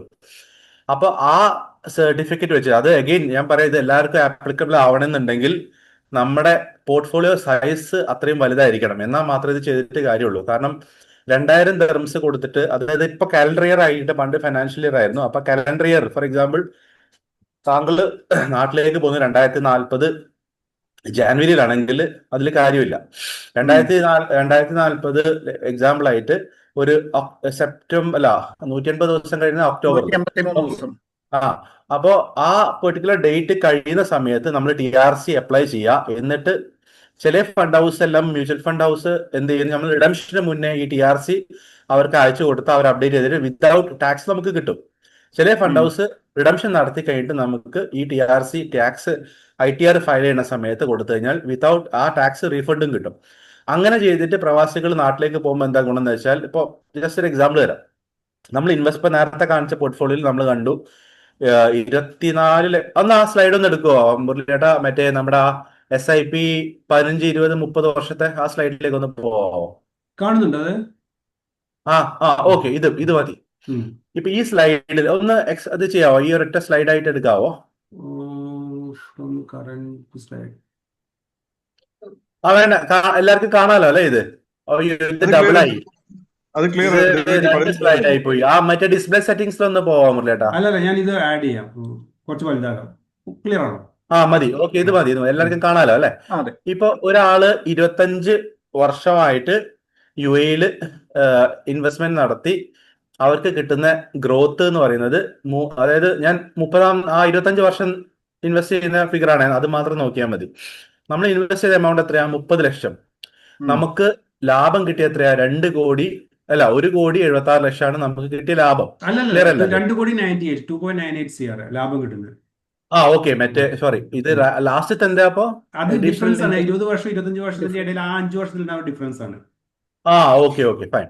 അപ്പൊ നമുക്ക് ലാഭം കിട്ടിയ എത്ര? 2,98,00,000. അപ്പൊ ഇന്നത്തെ സ്ലാബ് വെച്ചിട്ട് നമുക്ക് 2,98,00,000ത്തിന്റെ 12% നമുക്ക് ലോങ് ടേം ക്യാപിറ്റൽ ഗെയിൻ ആയിട്ട് കൊടുക്കേണ്ടി വരും. അതറിയാലോ എല്ലാവർക്കും. ആ 2,98,00,000ത്തിന്റെ 12% എത്ര? ഈ ഓൾമോസ്റ്റ് 34 ലക്ഷത്തിന്റെ ടാക്സ് കൊടുക്കേണ്ടി വരും. ഇങ്ങനെയുള്ളവർക്ക് നമുക്ക് 2000 ദിർഹംസിന് TRC കൊടുത്തിട്ട് without A single rupee tax കൊടുക്കാതെ നമുക്ക് ഫുൾ എമൗണ്ട് മാറ്റാം ബാങ്കിലേക്ക്. എന്നിട്ട് നെക്സ്റ്റ് എന്ന് ഫണ്ട് വന്നോ അവിടെ പിന്നെ ലാഭം നോക്കരുത്. പിന്നെ നമ്മൾ സ്മാർട്ടാവാൻ നോക്കിക്കഴിഞ്ഞാൽ പണി കിട്ടും.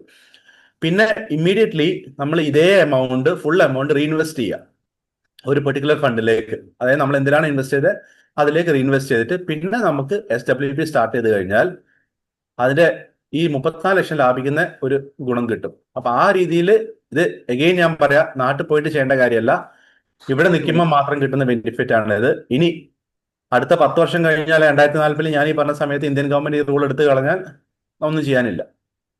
ഇപ്പം ഈ നിലവിൽ ഈ റൂൾ ഉണ്ട്.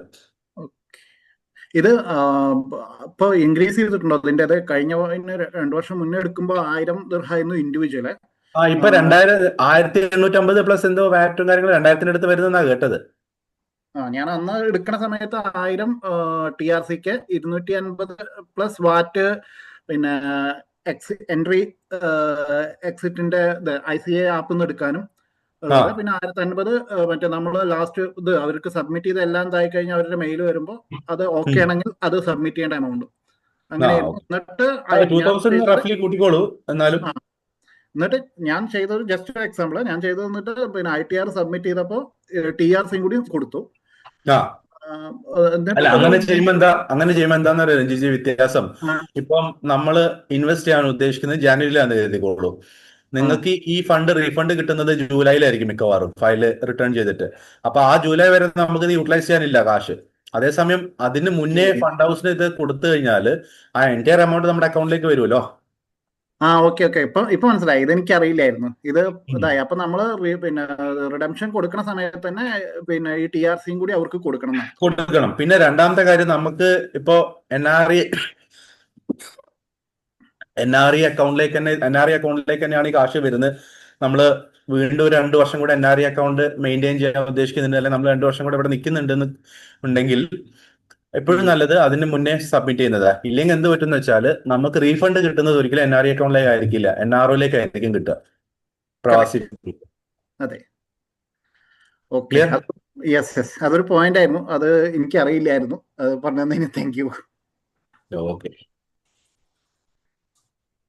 മുരളിജി, അജിത് ജി എന്ന് ചോദിച്ചിരുന്നു. അജിജി പറയൂ. അല്ല, ഒരു അജി മെസ്സേജ് എസ് ഐ ഇട്ടിട്ടുണ്ട്. എഫിനെ കുറിച്ച് അജി ചോദിച്ചല്ലേ? എസ് ഐ എഫ് SIF ഇപ്പൊ തുടങ്ങിയിട്ടേ ഉള്ളൂ. അതിന്റെ ഡീറ്റെയിൽസ് ആയിട്ടൊന്നും മീൻസ് ഇപ്പൊ കാര്യമായിട്ട് ചെയ്യാൻ തുടങ്ങിയിട്ടില്ല. അതിന് ഫണ്ടുകൾ ഓഫർ ചെയ്യുന്നുണ്ട് അതില്. അല്ലെ, SIF ഫസ്റ്റ് ഓഫ് ഓൾ ഒരു ബാക്ക് ഡേറ്റഡ് ടെസ്റ്റിൽ നമുക്ക് ചെയ്യാനുള്ള ഒരു ഓപ്ഷനേ ആയിട്ടുള്ളൂ. പക്ഷെ എന്തുകൊണ്ടും എനിക്ക് തോന്നുന്നു അതിന്റെ ഒരു സിസ്റ്റം വെച്ചിട്ട് മോശമാവാൻ സാധ്യതയില്ല. കാരണം പിന്നെ വേറെ കാര്യം എന്ന് വെച്ചാൽ അതിലൊരു ഡ്രോബാക്ക് എന്ന് വെച്ചാൽ എല്ലാ ഫണ്ട് ഹൗസിനും അത് ചെയ്യാൻ പറ്റില്ല. അതിന് കുറെ ക്രൈറ്റീരിയ ഉണ്ട്. എല്ലാ ഫണ്ട് ഹൗസിനും ചെയ്യാനുള്ള സംവിധാനം സെബി കൊടുത്തിട്ടില്ല. പിന്നെ ഏറ്റവും വലിയ അതിലൊരു ഗുണം എന്ന് പറഞ്ഞു കഴിഞ്ഞാൽ ഷോർട്ട് സെല്ലിംഗ് പറ്റും ഫണ്ട് ഹൗസിന്. അപ്പോ ഇന്നത്തെ മാർക്കറ്റ് ഇപ്പൊ നമ്മൾ ഈ കണ്ടുകൊണ്ടിരിക്കുന്ന മാർക്കറ്റിലേക്ക് അവർക്ക് ഷോർട്ട് സെൽ ചെയ്ത് 25% വരെ ഷോർട്ട് സെൽ ചെയ്യാനുള്ള സംവിധാനമുണ്ട്. പിന്നെ മിനിമം ഇൻവെസ്റ്റ്മെന്റ് 10 lakhs ആണ്. ഈ ഒരു ക്രൈറ്റീരിയ ഇത് നമുക്ക് ഭാവിയിൽ ഗുണം ചെയ്യുമെന്ന് വിചാരിക്കാം. അതെങ്ങനെ ഫണ്ട് മാനേജറും എങ്ങനെ മാർക്കറ്റ് ഫേവറബിൾ ആവുന്നു എന്നുള്ള ശരി, എല്ലാം ഒരു പുതിയ പ്രൊഡക്റ്റ് നമുക്ക് ഇപ്പോഴേ കമന്റ് ചെയ്യാൻ പറ്റില്ല. കേട്ടില്ല, എന്താ പറയുക? ഒരു ടെസ്റ്റ് നിലയ്ക്കാണ് സ്റ്റാർട്ട് ചെയ്തിട്ടുണ്ട്, നമുക്കത് നോക്കാം. സ്റ്റാർട്ട് ചെയ്ത്, പക്ഷേ അതിന്റെ സിസ്റ്റം വെച്ചിട്ട് നോക്കുമ്പോൾ ഗുണം വരാൻ സാധ്യതയുണ്ട് സ്ലഗിഷ് മാർക്കറ്റിൽ. പക്ഷെ നല്ല മാർക്കറ്റ് വരുമ്പോൾ നമ്മളിപ്പോ ഗോൾഡിനെ പറ്റി പറഞ്ഞ കഴിഞ്ഞ 1.5 വർഷത്തിൽ എല്ലാവരും കരഞ്ഞോണ്ടിരിക്കുന്ന ഒരു കാര്യം ഗോൾഡിൽ ഇൻവെസ്റ്റ് ചെയ്തില്ല എന്നാ. അതെന്താ വെച്ചാൽ നമുക്ക് ലാഭം കിട്ടിയിട്ടല്ല, മറ്റുള്ളവർക്ക് ലാഭം കിട്ടിയോണ്ട് നമുക്ക് ഉണ്ടാകുന്ന ഒരു വിഷമം, അത്രേ ഉള്ളൂ.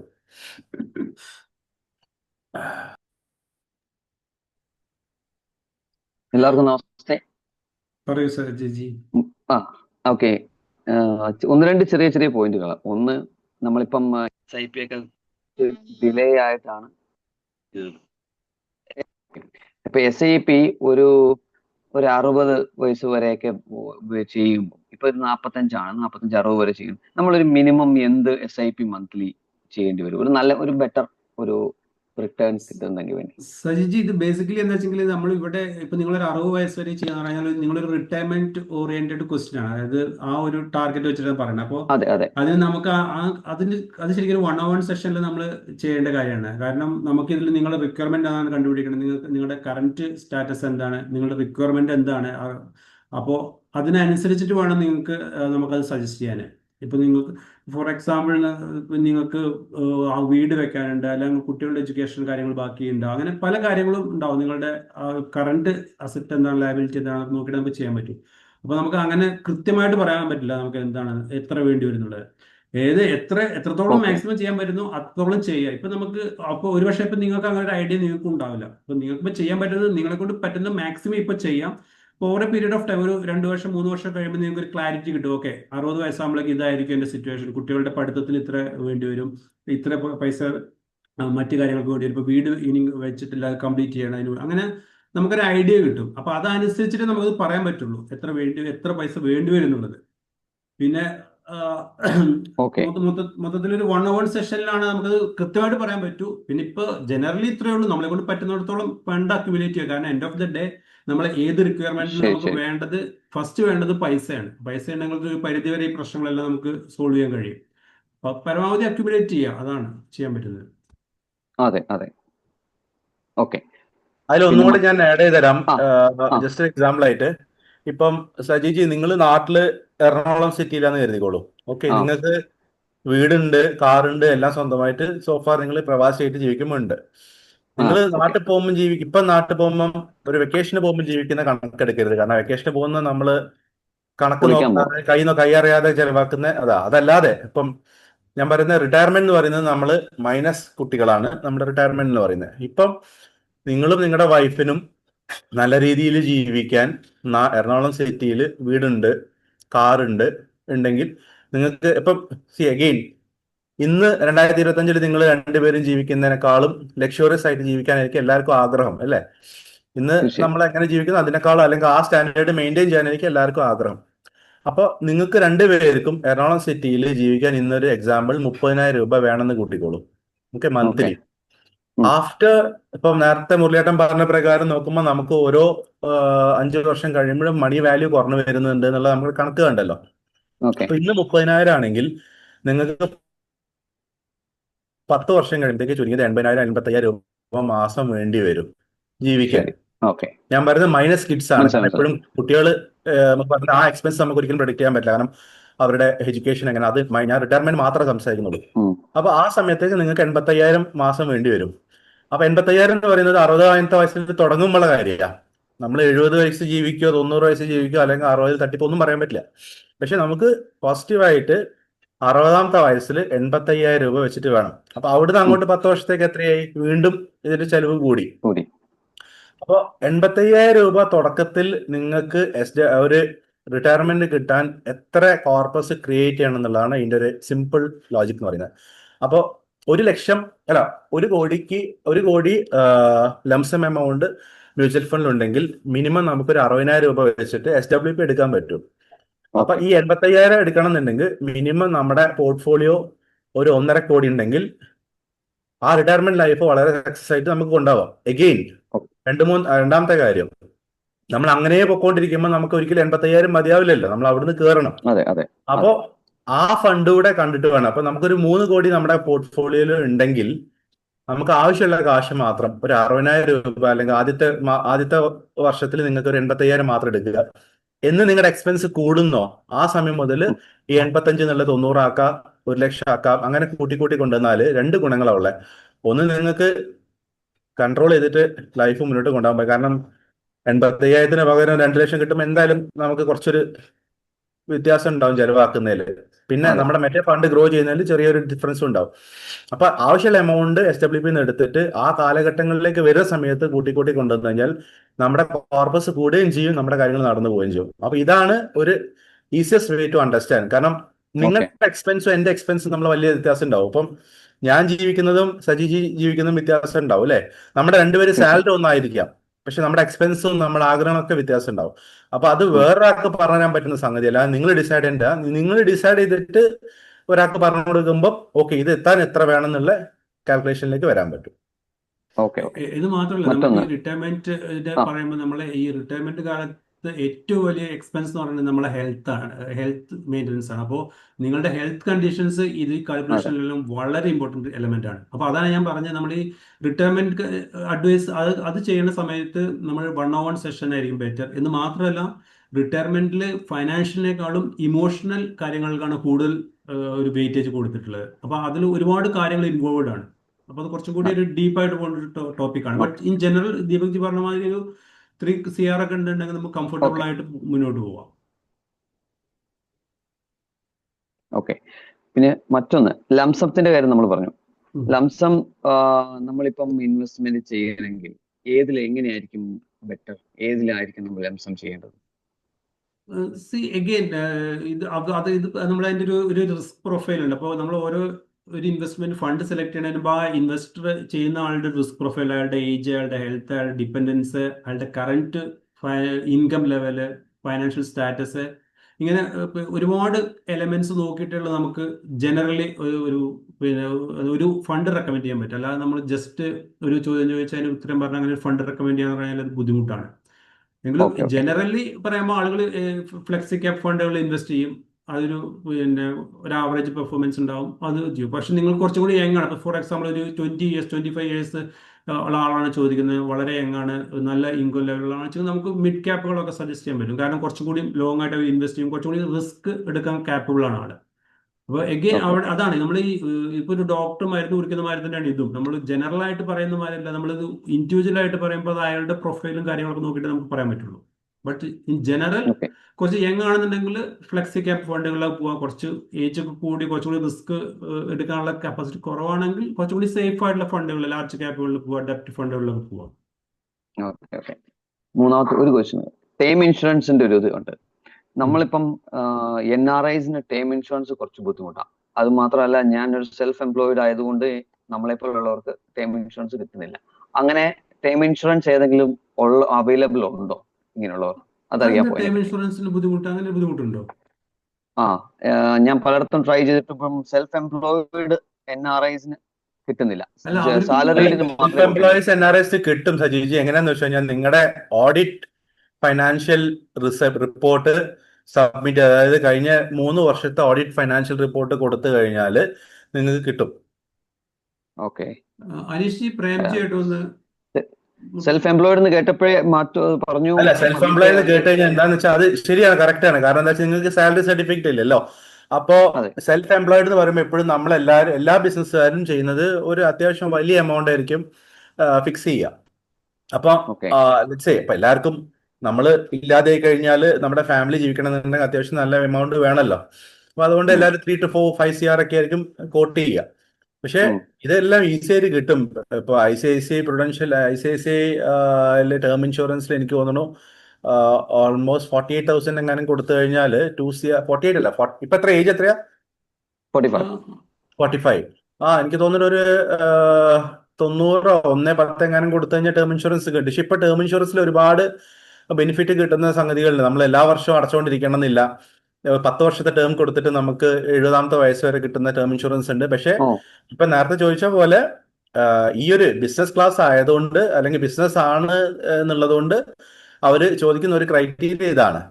അത് ഓഡിറ്റ് റിപ്പോർട്ട് ഉണ്ടെങ്കിൽ ധൈര്യമായിട്ട് കിട്ടും. അതിൽ ആരും നോ എന്ന് പറയുന്നില്ല. അതെനിക്ക് തോന്നുന്നു ആ ഏജന്റിന് കുറച്ച് ബുദ്ധിമുട്ടുണ്ടാവും, അതുകൊണ്ടാണ് അത് ഒഴിവാക്കിയത്. അത്രേ ഉള്ളൂ.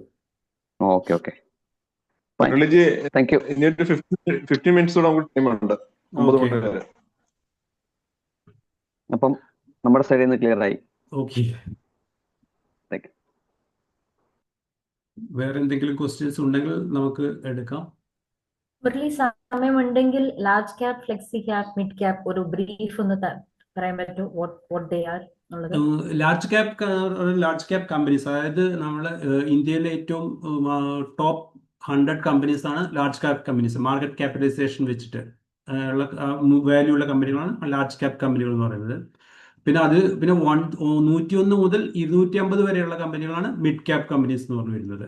പിന്നെ അതിന്റെ മുകളിലുള്ള കമ്പനികളെല്ലാം സ്മോൾ ക്യാപ് കമ്പനീസ്. കറക്റ്റ് അല്ലേ ജിജി? അതിൽ ചെറിയ ഒരു നമ്മൾ ആ നിഫ്റ്റി മിഡ് ക്യാപ്പിലാണ് അങ്ങനെ വരുന്നതെങ്കിലും അതിൽ കൂടുതൽ നമ്പേഴ്സ് കുറച്ചും കൂടെ മിഡ് ക്യാപ്പിലും സ്മോൾ ക്യാപ്പിലും വരും. പിന്നെ ചോദ്യം കമ്പനിയാണോ അതോ എങ്ങനെയാ ഡിസ്ക്രൈബ് ചെയ്യുന്നതാണോ? കമ്പനിയാണ്. Large cap company, mid cap company. Okay, large cap നമുക്ക് കുറച്ചും കൂടെ എളുപ്പത്തിൽ അത് മനസ്സിലാക്കാൻ, ഇപ്പൊ നമ്മളെല്ലാവരും UAE-ലുള്ളവരാ. നമുക്ക് ലുലു എന്നുള്ള ഒരു ഗ്രൂപ്പിനെ അറിയാം അല്ലെ? അപ്പൊ ലുലു എന്നുള്ള ഗ്രൂപ്പ് ലാർജ് ക്യാപ്പ് എന്നുള്ളതിൽ നമുക്ക് സെക്ടർ കൊടുക്കാൻ കാര്യം എന്താ വെച്ചാൽ അവർ അത്രയും വെൽ എസ്റ്റാബ്ലിഷ്ഡ് ആയി ഒരുപാട് വർഷങ്ങൾ. ഇപ്പൊ ഞാൻ നേരത്തെ റിലയൻസിന്റെ ഒരു എക്സാമ്പിൾ പറഞ്ഞ പോലെ ലുലു എന്നുള്ള കമ്പനിയിൽ നമ്മൾ ഇൻവെസ്റ്റ് ചെയ്യുമ്പോൾ നമുക്ക് എന്താ ഒരു കൺസിസ്റ്റന്റ് ഗ്രോത്ത് എന്നുള്ളത് ഗ്യാരണ്ടി ആയിട്ട് എക്സ്പെക്ട് ചെയ്യാൻ പറ്റും. പക്ഷേ നാളെ അബുഷറിൽ ഗ്രോസറി ഉണ്ടെങ്കിൽ അയാൾക്ക് ഒരു ലുലുലേക്ക് ആയി മാറുമ്പോഴാണ് നമുക്ക് നമ്മുടെ മൾട്ടി ബാഗറിലേക്ക് വരുന്നത്. അതാണ് സ്മോൾ ക്യാപ്പ് എന്ന് പറയുന്നത്. അതായത് സ്മോൾ ക്യാപ്പ് എന്ന് പറഞ്ഞാൽ നമ്മുടെ റിസ്ക് എന്ന് പറഞ്ഞു കഴിഞ്ഞാൽ ഇൻവെസ്റ്റ് ചെയ്യുന്ന എമൗണ്ട് അത്രയും റിസ്ക് ആയിരിക്കും, പക്ഷെ കിട്ടുന്ന reward will be very high. ആ രീതിയിൽ അതായത് ഒരുപാട് വളരാൻ ഓപ്ഷൻസ് കൂടുതലുള്ള, മാർക്കറ്റ് ക്യാപ്പ് കുറവുള്ളതും ഗ്രോത്ത് ഓറിയന്റഡ് ആയിട്ടുള്ള നല്ല കമ്പനീസിനെ നമുക്ക് സ്മോൾ ക്യാപ്പിൽ കിട്ടും. പക്ഷെ അവിടെ റിസ്ക് ഉണ്ട്, കാരണം ഒരു 10 എണ്ണത്തിൽ 2 എണ്ണേ നമുക്ക് അവിടെ സക്സസ് ആവാൻ സാധ്യതയുള്ളൂ. ഇനി മിഡ് ക്യാപ്പ് എന്ന് പറഞ്ഞു കഴിഞ്ഞാൽ ഓൾമോസ്റ്റ് ഇപ്പൊ നമ്മളൊരു നെസ്റ്റോ എന്ന് പറയാം. Nesto can be considered as mid cap, കാരണം അവരെ ഗ്രോത്ത് പറഞ്ഞാൽ അത്രയും കുറച്ചും കൂടെ അഗ്രസീവ് ആണ്, എന്നാൽ ദേ ആർ സ്റ്റേബിൾ അല്ലെ. നമുക്ക് ഒരിക്കലും നെസ്റ്റോ ഇന്ന് പൂട്ടിപ്പോന്ന് ഇന്ന് പ്രതീക്ഷിക്കാനില്ല. അപ്പൊ അങ്ങനെയാണ് ഇത് ചെയ്യുന്നത്. ഇനി ഫ്ലെക്സി ക്യാപ്പ് എന്ന് പറഞ്ഞു കഴിഞ്ഞാൽ ഫ്ലെക്സി ക്യാപ്പ് ആ വേർഡ് ഉള്ള പോലെ തന്നെ അത് കുറച്ചും കൂടെ ഫ്ലെക്സിബിൾ ആയിരിക്കും. അതായത് ഫ്ലെക്സി ക്യാപ്പ് എന്തിനാ വെക്കുന്നത് വെച്ചാൽ ഒരു ഫണ്ട് മാനേജർക്ക് മാർക്കറ്റ് വോളറ്റാലിറ്റിക്ക് അനുസരിച്ചിട്ട് സെക്ടർ മാറ്റാനുള്ള ഒരു ലിബർട്ടി ഉണ്ട് അതിൽ. ഇപ്പം കഴിഞ്ഞൊരു വർഷത്തിൽ മിക്ക ഫ്ലെക്സി ക്യാപ്പിലും ഫണ്ട് മാനേജ് ചെയ്തിട്ടുണ്ടാവുക ലാർജ് ക്യാപ്പിലേക്ക് സ്റ്റോക്സിനെ അല്ലെങ്കിൽ പോർട്ട്ഫോളിയോനെ കൂടുതൽ ഡൈവേഴ്സിഫൈ ചെയ്യാനാണ് സാധ്യതയുള്ളത്. കാരണം മാർക്കറ്റ് വളരെ സ്ലഗിഷ് ആയിരുന്നു, മിഡ് ക്യാപ്പിലും സ്മോൾ ക്യാപ്പിലും കാര്യമായിട്ട് മൂവ്മെന്റ് ഇല്ല. അപ്പോൾ കുറച്ചും കൂടി ഒരു ഗ്രോത്ത് ഓറിയന്റഡ് ആയിട്ട് വന്നത് ലാർജ് ക്യാപ്പ് ആയിരുന്നു. അപ്പോൾ അത് ഒരു ഫണ്ട് മാനേജ് ഡിസ്ക്രിപ്ഷനാണ്. ഫ്ലെക്സി ക്യാപ്പിൽ ചെയ്യുന്നതിലുള്ള ഗുണം എന്ന് പറഞ്ഞു കഴിഞ്ഞാൽ നല്ല ഫണ്ട്, ഇപ്പോൾ HDFC ഫ്ലെക്സി ക്യാപ്പ് 30 വർഷമായിട്ട് ഉള്ളൊരു ഫണ്ടാണ്. അപ്പോൾ നമ്മളെല്ലാം സ്കൂളിലും കോളേജിലും പഠിക്കുന്ന സമയത്ത് വന്നൊരു ഫണ്ട് ഇന്ന് അതിന്റെ ആവറേജ് റിട്ടേൺ എന്ന് പറഞ്ഞാൽ 19%. അതായത് 30 വർഷമായിട്ട് 19% കൊടുത്തു. അപ്പൊ അതിനൊരു റീസൺ എന്ന് പറയുന്നത് ഇവർക്ക് കാലങ്ങളായിട്ട് പല പല സെക്ടർ ഓഫ് ഫണ്ട്സിലും പല പല സ്റ്റോക്സിലേക്ക് മാറ്റി ഇൻവെസ്റ്റ് ചെയ്യാനും റീഇൻവെസ്റ്റ് ചെയ്യാനും ഡൈവേഴ്സിഫൈ ചെയ്യാനുള്ള ഫ്ലെക്സിബിലിറ്റി ഉള്ളതുകൊണ്ടാണ് ഈ ഫ്ലെക്സി ക്യാപ്പ് ഇത്രയും സക്സസ് ആയത്. എപ്പോഴും ഒരു എന്താ പറയുക, നമ്മളൊരു 1-2 ഫണ്ടൊക്കെ ചെയ്യുമ്പോൾ ഒരു ഫണ്ട് എപ്പോഴും ഫ്ലെക്സി ക്യാപ്പ് ചെയ്യുന്നത് നല്ലതായിരിക്കും എന്ന് കരുതി ഫ്ലെക്സി ക്യാപ്പിൽ ഇൻവെസ്റ്റ് ചെയ്താൽ നമുക്ക് ഗ്യാരണ്ടി ആയിട്ട് ഇൻവെസ്റ്റ്മെന്റ് റിട്ടേൺ കിട്ടുമെന്ന് വെച്ചാൽ അതുമില്ല. പക്ഷെ റിസ്ക് എടുക്കാൻ തയ്യാറുള്ള എല്ലാവർക്കും ഏറ്റവും നല്ലത് ലോങ് ടേമിലേക്ക് ഇൻവെസ്റ്റ് ചെയ്യുന്ന മ്യൂച്വൽ ഫണ്ട് ചെയ്യുകയാണെങ്കിൽ സ്മോൾ ക്യാപ്പ് മിഡ് ക്യാപ്പും ആണ്. കാരണം വളരെ അഗ്രസീവ് ആയിട്ട് മൂവ് ചെയ്യുകയും ചെയ്യും. നമുക്കതിൽ 10 വർഷത്തേക്ക് റിട്ടേൺ എന്ന് പറയുന്നത് എക്സലന്റ് റിട്ടേൺ ആയിരിക്കും, 10-15 വർഷം. പക്ഷേ സ്മോൾ ക്യാപ്പ് ഇൻവെസ്റ്റ് ചെയ്യുന്നവർക്ക് ശ്രദ്ധിക്കുന്ന ഒറ്റ കാര്യവും ലാക്ക് ഫാക്ടർ എന്ന് പറയുന്നത് നമ്മൾ റിട്ടേൺ റിഡീം, അതായത് നമ്മൾ ചെയ്യുന്ന ഇൻവെസ്റ്റ്മെന്റ് റിഡംഷൻ നടത്തുന്ന സമയം നല്ലതല്ല എന്നുണ്ടെങ്കിൽ നമ്മൾ അത്രയും കാലം കണ്ട ആ ഫിഗർ നമുക്ക് കിട്ടില്ല. കാരണം ഇപ്പൊ കഴിഞ്ഞതിന്റെ മുന്നത്തെ വർഷം അല്ലെങ്കിൽ കഴിഞ്ഞ 2024 ഓഗസ്റ്റ് കാലഘട്ടങ്ങളിൽ നമുക്ക് ഒരു മ്യൂച്വൽ ഫണ്ടിൽ കിട്ടിയ റിട്ടേൺ സ്മോൾ ക്യാപ്പിൽ എക്സലന്റ് റിട്ടേൺ ആയിരുന്നു. അത് നവംബർ ആകുമ്പോഴേക്ക് കഴിഞ്ഞു. നവംബർ അല്ലെങ്കിൽ ഇന്ന് ഈ സമയത്തേക്ക് അല്ലെങ്കിൽ ഒരു വർഷം കഴിയുമ്പോഴത്തേക്ക് അതിന്റെ റിട്ടേൺ നേരെ ഭയങ്കരമായിട്ട് ഫോളോ വന്നു. കാരണം എന്താ വെച്ചാൽ സ്മോൾ ക്യാപ്പ് അതുപോലെ കറക്ഷൻ വന്നു, മിഡ് ക്യാപ്പ് അതുപോലെ കറക്ഷൻ വന്നു. പക്ഷേ small cap mid cap invest ചെയ്യുന്നവർ ഒരു മാർക്കറ്റ് പീക്ക് ടൈമിൽ റിഡീം ചെയ്ത് സേഫ് ആവുകയാണെങ്കിൽ one of the best investment ആയിരിക്കും.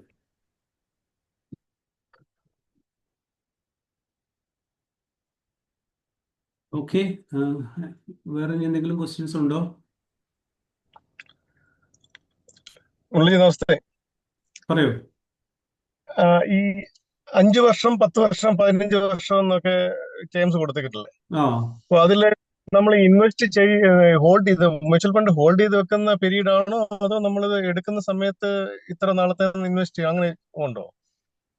അങ്ങനെ അത് നമ്മൾ മ്യൂച്വൽ ഫണ്ടിൽ സ്റ്റേ ഇൻവെസ്റ്റഡ്, നമ്മൾ ഇൻവെസ്റ്റ് ചെയ്യുന്ന പീരീഡ് ആണ്. നമ്മൾ ഇൻവെസ്റ്റ് ചെയ്യുമ്പോൾ 5 വർഷത്തേക്ക് ചെയ്യുന്ന 10 വർഷം, എത്രത്തോളം നമ്മൾ ആ ഇൻവെസ്റ്റ്മെന്റ് കണ്ടിന്യൂ ചെയ്യുന്നുള്ള ആ പീരീഡ് ആണ് ഉദ്ദേശിക്കുന്നത്. നമ്മൾ ഹോൾഡ് ചെയ്ത് വെക്കുന്നതാണോ? ഹോൾഡ് ചെയ്ത് വെക്കുന്ന പീരീഡ്, അതായത് ഇൻവെസ്റ്റ് ചെയ്ത് ഇരിക്കുന്ന പീരീഡ്. അല്ല, നമ്മൾ FD വെക്കുന്ന പോലെ ഇത്ര വർഷത്തേന് അങ്ങനെ ആകുന്നല്ല. അങ്ങനെയല്ല, അങ്ങനെയൊന്നുമില്ല. മ്യൂച്വൽ ഫണ്ട് നമുക്ക് ഇപ്പൊ ഇന്ന് നിങ്ങൾ എപ്പോ വേണമെങ്കിലും നിങ്ങൾക്ക് റിഡീം ചെയ്യാവുന്നതാണ്. മ്യൂച്വൽ ഫണ്ട് അങ്ങനെ ടേം ഒന്നുമില്ല. പക്ഷേ നിങ്ങൾ എത്രത്തോളം അത് ഹോൾഡ് ചെയ്യുന്നു, നിങ്ങൾ 5 വർഷം ഹോൾഡ് ചെയ്ത് കഴിഞ്ഞാൽ നിങ്ങൾക്ക് കിട്ടാവുന്നത് 10, നമുക്ക് ഓരോ വർഷത്തിൽ നമ്മൾ പറയുന്നില്ല അത് മാത്രം. 5 വർഷത്തെ ചെയ്ത് 10 വർഷത്തെ ഓരോ അത്രയും ലോങ് ആയിട്ട് നിങ്ങൾ ഹോൾഡ് ചെയ്യുമ്പോൾ നിങ്ങൾക്ക് കിട്ടുന്ന റിട്ടേണിനെ കുറിച്ചാണ് നമ്മൾ പറഞ്ഞത്. അല്ലാതെ കമ്പൽസറി ആയിട്ട് അത്ര വർഷം ഹോൾഡ് ചെയ്യണം അങ്ങനെ ഒരു ടേം ഒന്നുമില്ല. ഫിക്സഡ് FD യുടെ മാതിരി അങ്ങനെ ഒരു ടേം ഒന്നുമില്ല മ്യൂച്വൽ ഫണ്ടിന്. Okay, thank you.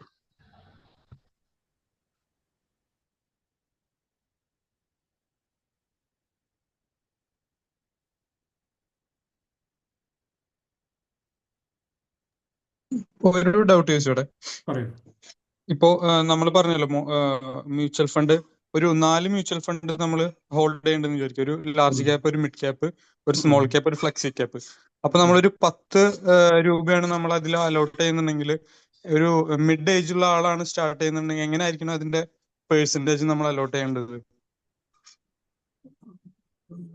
ഒരു ഒപ്റ്റിമായിട്ട് നമ്മൾ യൂട്ടിലൈസ് ചെയ്യണമെങ്കിൽ 30s or 40s ആണ്.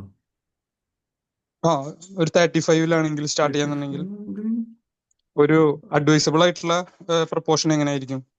ഒരു നല്ല അത്യാവശ്യം ഇൻകം, നല്ല റിസ്ക് എടുക്കാനുള്ള ഒരു ഇതൊക്കെ ഉണ്ടെങ്കിൽ അത് ഒരു ഈക്വൽ ആയിട്ട് ചെയ്യുന്നതിലും നല്ലതായിരിക്കും. എല്ലാം 25% വെച്ചിട്ട് 2500 വെച്ചിട്ട് 4 ഫണ്ടിൽ ഇട്ട് കഴിഞ്ഞാലും കുഴപ്പമൊന്നുമില്ല. അപ്പോൾ എല്ലാവരും ആവറേജ് ഉപയോഗിക്കോളും. കുറച്ച് മിഡ് ക്യാപ്പും സ്മോൾ ക്യാപ്പും പിന്നെ വേണമെങ്കിൽ മിഡ് സ്മോള് ലാർജ് ക്യാപ്പ് പിന്നെ ഒരു ഫ്ലെക്സി ക്യാപ്പും കൂടി ഇട്ട് കഴിഞ്ഞാൽ അത് കുറച്ചുകൂടി സെറ്റ് ആയിരിക്കും. ഓക്കെ, അപ്പൊ ഈക്വൽ ആയിട്ട് ഡിസ്ട്രിബ്യൂട്ട് ചെയ്യുന്നതാണ്. ആ ഒരു ഏജ് ആവുകൊണ്ട് കുഴപ്പമില്ല. നിങ്ങൾ കുറച്ചുകൂടി ഒരു 35 ഏജ് ആകുമ്പോൾ വലിയ കുഴപ്പമില്ല. നിങ്ങളൊരു 45-ലൊക്കെ പറഞ്ഞു കഴിഞ്ഞാൽ മിഡ് ക്യാപ്പ് അധികം സ്മാൾ ക്യാപ്പ് അധികം ഇടാതിരിക്കാവും നല്ലത്. പക്ഷേ എഗെയിൻ ഇത് നിങ്ങളുടെ റിസ്ക് എടുക്കാനുള്ള കപ്പാസിറ്റി അനുസരിച്ചായിരിക്കും. ഇപ്പൊ നിങ്ങളുടെ ഇൻവെസ്റ്റ്മെന്റ് ചെറിയൊരു പോർഷനാണ്, നിങ്ങളുടെ ഇൻകത്തിന്റെ ചെറിയൊരു പോർഷനാണ് ഇൻവെസ്റ്റ് ചെയ്യുന്നുള്ളത് വിചാരിച്ചോളൂ. അപ്പോൾ അത് അത്ര ഒരു ഹ്യൂജ് വലിയ പെർസെൻറ്റേജ് അല്ലാത്തതുകൊണ്ട് നിങ്ങൾക്ക് ആ ഒരു റിസ്ക് എടുക്കാൻ കഴിയുമായിരിക്കും. പക്ഷേ നിങ്ങൾക്ക് തീരെ റിസ്ക് എടുക്കാൻ പറ്റില്ല. നിങ്ങളുടെ ഇൻകത്തിന്റെ വളരെ ഇമ്പോർട്ടൻറ്റ് 10,000 എന്ന് പറഞ്ഞാൽ ഒരു വലിയ പെർസെൻറ്റേജ് ആണ് നിങ്ങളുടെ ഇൻകത്തിന് വെച്ചെങ്കിൽ അത് ബുദ്ധിമുട്ടായിരിക്കും. അതിനെ മറിച്ച് അത്യാവശ്യം ഇൻകുള്ള ഒരാളാണ് എന്നുണ്ടെങ്കിൽ ഒരു ചെറിയ പോർഷനാണ് വെച്ചെങ്കിൽ ഇപ്പോൾ 10,000 സ്മോൾ ക്യാപ്പ് ഇട്ട് കഴിഞ്ഞാലും കുഴപ്പമൊന്നുമില്ല. It's all depends. അതാണ് നമ്മൾ പറയുമ്പോൾ ജനറൽ ആയിട്ട് പറയുമെങ്കിൽ കൂടി അവിടെ എഗെയിൻ നമ്മൾ ആ ഒരു സിറ്റുവേഷൻ നോക്കണം. അതല്ലാതെ നമുക്ക് പറയാൻ പറ്റില്ല. എങ്കിലും ഇൻ ജനറലി 35 വയസ്സുള്ള ആളെന്ന് പറഞ്ഞാൽ കുറച്ചുകൂടി റിസ്ക് കപ്പാസിറ്റി, കാരണം കുറച്ചുകൂടി സമയമുണ്ട് അയാൾക്ക്, അപ്പോൾ കുറച്ചുകൂടി യങ് ആണ്. അപ്പോൾ ആ ഒരു ഈക്വൽ ആയിട്ട് ആ ലെവലിൽ ഇട്ട് കഴിഞ്ഞാലും കുഴപ്പമൊന്നും ഉണ്ടാവില്ല. പിന്നെ ഒരു കാര്യം കൂടെ എന്താ വെച്ചാൽ നമ്മൾ ഇതിനൊരു തമ്പ് റൂൾ ഒന്നും ഇല്ല. ഓക്കെ, ഇതൊക്കെ നമ്മളൊരു ക്ലാസ് എടുക്കുന്ന സമയത്തോ അല്ലെങ്കിൽ നമുക്ക് ഒരാൾക്ക് പറഞ്ഞു കൊടുക്കാൻ വേണ്ടിയിട്ടാണ് ഈ പറയുന്ന ഡൈവേഴ്സിഫിക്കേഷൻ എന്ന് പറയുന്നത്. ഇപ്പൊ പണ്ട് ഒരു 15 വർഷം മുന്നേ 10,000 രൂപ ഇൻവെസ്റ്റ് ചെയ്യാൻ വരുന്ന എല്ലാവരും നമ്മൾ സജസ്റ്റ് ചെയ്യുന്നത് മിനിമം 5 ഫണ്ട്സ് ആയിരുന്നു. മിനിമം ഞാൻ പറയുന്ന ഒരു 2010 2008 കാലഘട്ടങ്ങളിലൊക്കെ ഒരു 10,000 SIP ചെയ്യുന്നവർക്ക് എല്ലാവരും സജസ്റ്റ് ചെയ്ത് മിനിമം 4 or 5 ഫണ്ടായിരുന്നു. ഇന്ന് 10,000 എന്ന് പറഞ്ഞാൽ ഒരു ഫണ്ട് പോലും നമുക്ക് ഒരു ഫണ്ട് തന്നെ ഇല്ല. കാരണം നമുക്കറിയാം മണി വാല്യൂ നമ്മളെപ്പോഴും നോക്കണം. അപ്പോൾ പിന്നെ രണ്ടാമത്തെ കാര്യം നമ്മളെല്ലാം ഒരു കാൽക്കുലേഷൻ എടുക്കുക. ലാർജ്, മിഡ്, സ്മോള്, ഫ്ലെക്സി, ഇതിന്റെ ഡിഫറൻസ് എന്ന് പറയുന്നത് over A period of 15 years 1-2% വരുന്നുള്ളൂ. അപ്പൊ നമ്മൾ ഇത്രയും മസിൽ പിടിച്ച് പല കാര്യങ്ങളൊക്കെ നോക്കുന്നതിന് പകരം നമ്മളൊരു ഫ്ലെക്സി ക്യാപ്പ്, മിഡ്, സ്മോൾ, നേരത്തെ മുരേട്ടൻ പറഞ്ഞ പോലെ ചെയ്ത് കഴിഞ്ഞാൽ അത്രയും ചെയ്താൽ മതി. കാരണം ഈ 1-2% മാറുക എന്ന് പറയുന്നത് കാലങ്ങളോളം അത് ഒരേപോലെ പോവില്ല. അത് ഒരുപക്ഷെ ലാർജ് ക്യാപ്പ് ചില സമയത്ത് കുറച്ചും കൂടെ അണ്ടർ പെർഫോം ചെയ്യും, ചിലപ്പോൾ ഔട്ട് പെർഫോം ചെയ്യാം. അപ്പൊ ഇതിങ്ങനെ മാറി മാറി വന്നുകൊണ്ടിരിക്കും. അപ്പൊ നമ്മൾ ഈ 1-2% ഡിഫറൻസിൽ പോർട്ട്ഫോളിയോയിൽ ഒരുപാട് ചേണിങ് നടത്തുന്നതിൽ കാര്യമില്ല. കാരണം ഒരു ഫണ്ട് പോലും ഇന്ന് വരെ കഴിഞ്ഞ 15-20 വർഷമായിട്ട് ടോപ്പിൽ നിൽക്കുന്ന ഫണ്ട് ഇല്ല. അതെല്ലാവർക്കും അറിയാലോ. അപ്പൊ ഇതിങ്ങനെ മാറി മാറി മറന്നുകൊണ്ടിരിക്കും. കാരണം ഒരു സമയത്ത് 2018 വരെ ആക്സിസിന്റെ 3 ഫണ്ട്, ലാർജ്, മിഡ്, സ്മോൾ, ഇത് 3 ടോപ്പിൽ വന്നിരുന്നു. ഇന്നിപ്പോ അത് എവിടെയും ഇല്ല. അപ്പൊ ഇത് മാറി മാറി വന്നുകൊണ്ടിരിക്കും. അപ്പൊ നമ്മൾ അതിന്റെ പിന്നാലെ പോവാന്ന് പറയുന്നത് വേസ്റ്റ് ഓഫ് ടൈം ആണ്. പിന്നെ മുരളിയേട്ടൻ പറഞ്ഞതാണ് കറക്റ്റ്. നമ്മുടെ റിസ്ക് അപ്പറ്റൈറ്റ് വളരെ ഇമ്പോർട്ടൻ്റ്. അത് വേറെ ആർക്കും സജസ്റ്റ് ചെയ്യാൻ പറ്റില്ല. അപ്പൊ നിങ്ങൾ എത്രത്തോളം റിസ്ക് എടുക്കാൻ റെഡിയാണോ ആ റിസ്ക് ഡെഫിനറ്റ്ലി സ്മോൾ ക്യാപ്പിൽ കൂടുതൽ കിട്ടും. അങ്ങനെയാകുമ്പോൾ സ്മോൾ ക്യാപ്പിൽ ഇൻവെസ്റ്റ് ചെയ്താൽ കുറച്ചും കൂടി റിട്ടേൺ എക്സ്പെക്ട് ചെയ്യാം. ലാർജ് ക്യാപ്പ് എന്ന് പറയുന്നത് ബേസിക്കലി ഒരു കൺസർവേറ്റീവ് ഫണ്ട് ആയിരിക്കും. അപ്പൊ അത് നമുക്ക് എൻഡ് ഓഫ് ദി ഡേ ഒരു 15 വർഷം ഇൻവെസ്റ്റ് ചെയ്തിട്ട് നമ്മൾ തിരിഞ്ഞു നോക്കുമ്പോൾ റിസ്ക് ഒന്നും ഇല്ല. അന്നേരം നമുക്ക് റിയാലിറ്റി ഉള്ളൂ, റിസ്ക് ഒക്കെ കഴിഞ്ഞു അപ്പോഴേക്കും. അപ്പൊ നമ്മൾ തിരിച്ച് ചിന്തിക്കുന്ന ഒരു കാര്യം അന്ന് ഇതിൽ ഇൻവെസ്റ്റ് ചെയ്താൽ മതിയായിരുന്നു എന്നാ തോന്നുന്നു. അതാണ് അതിന്റെ സത്യാവസ്ഥ.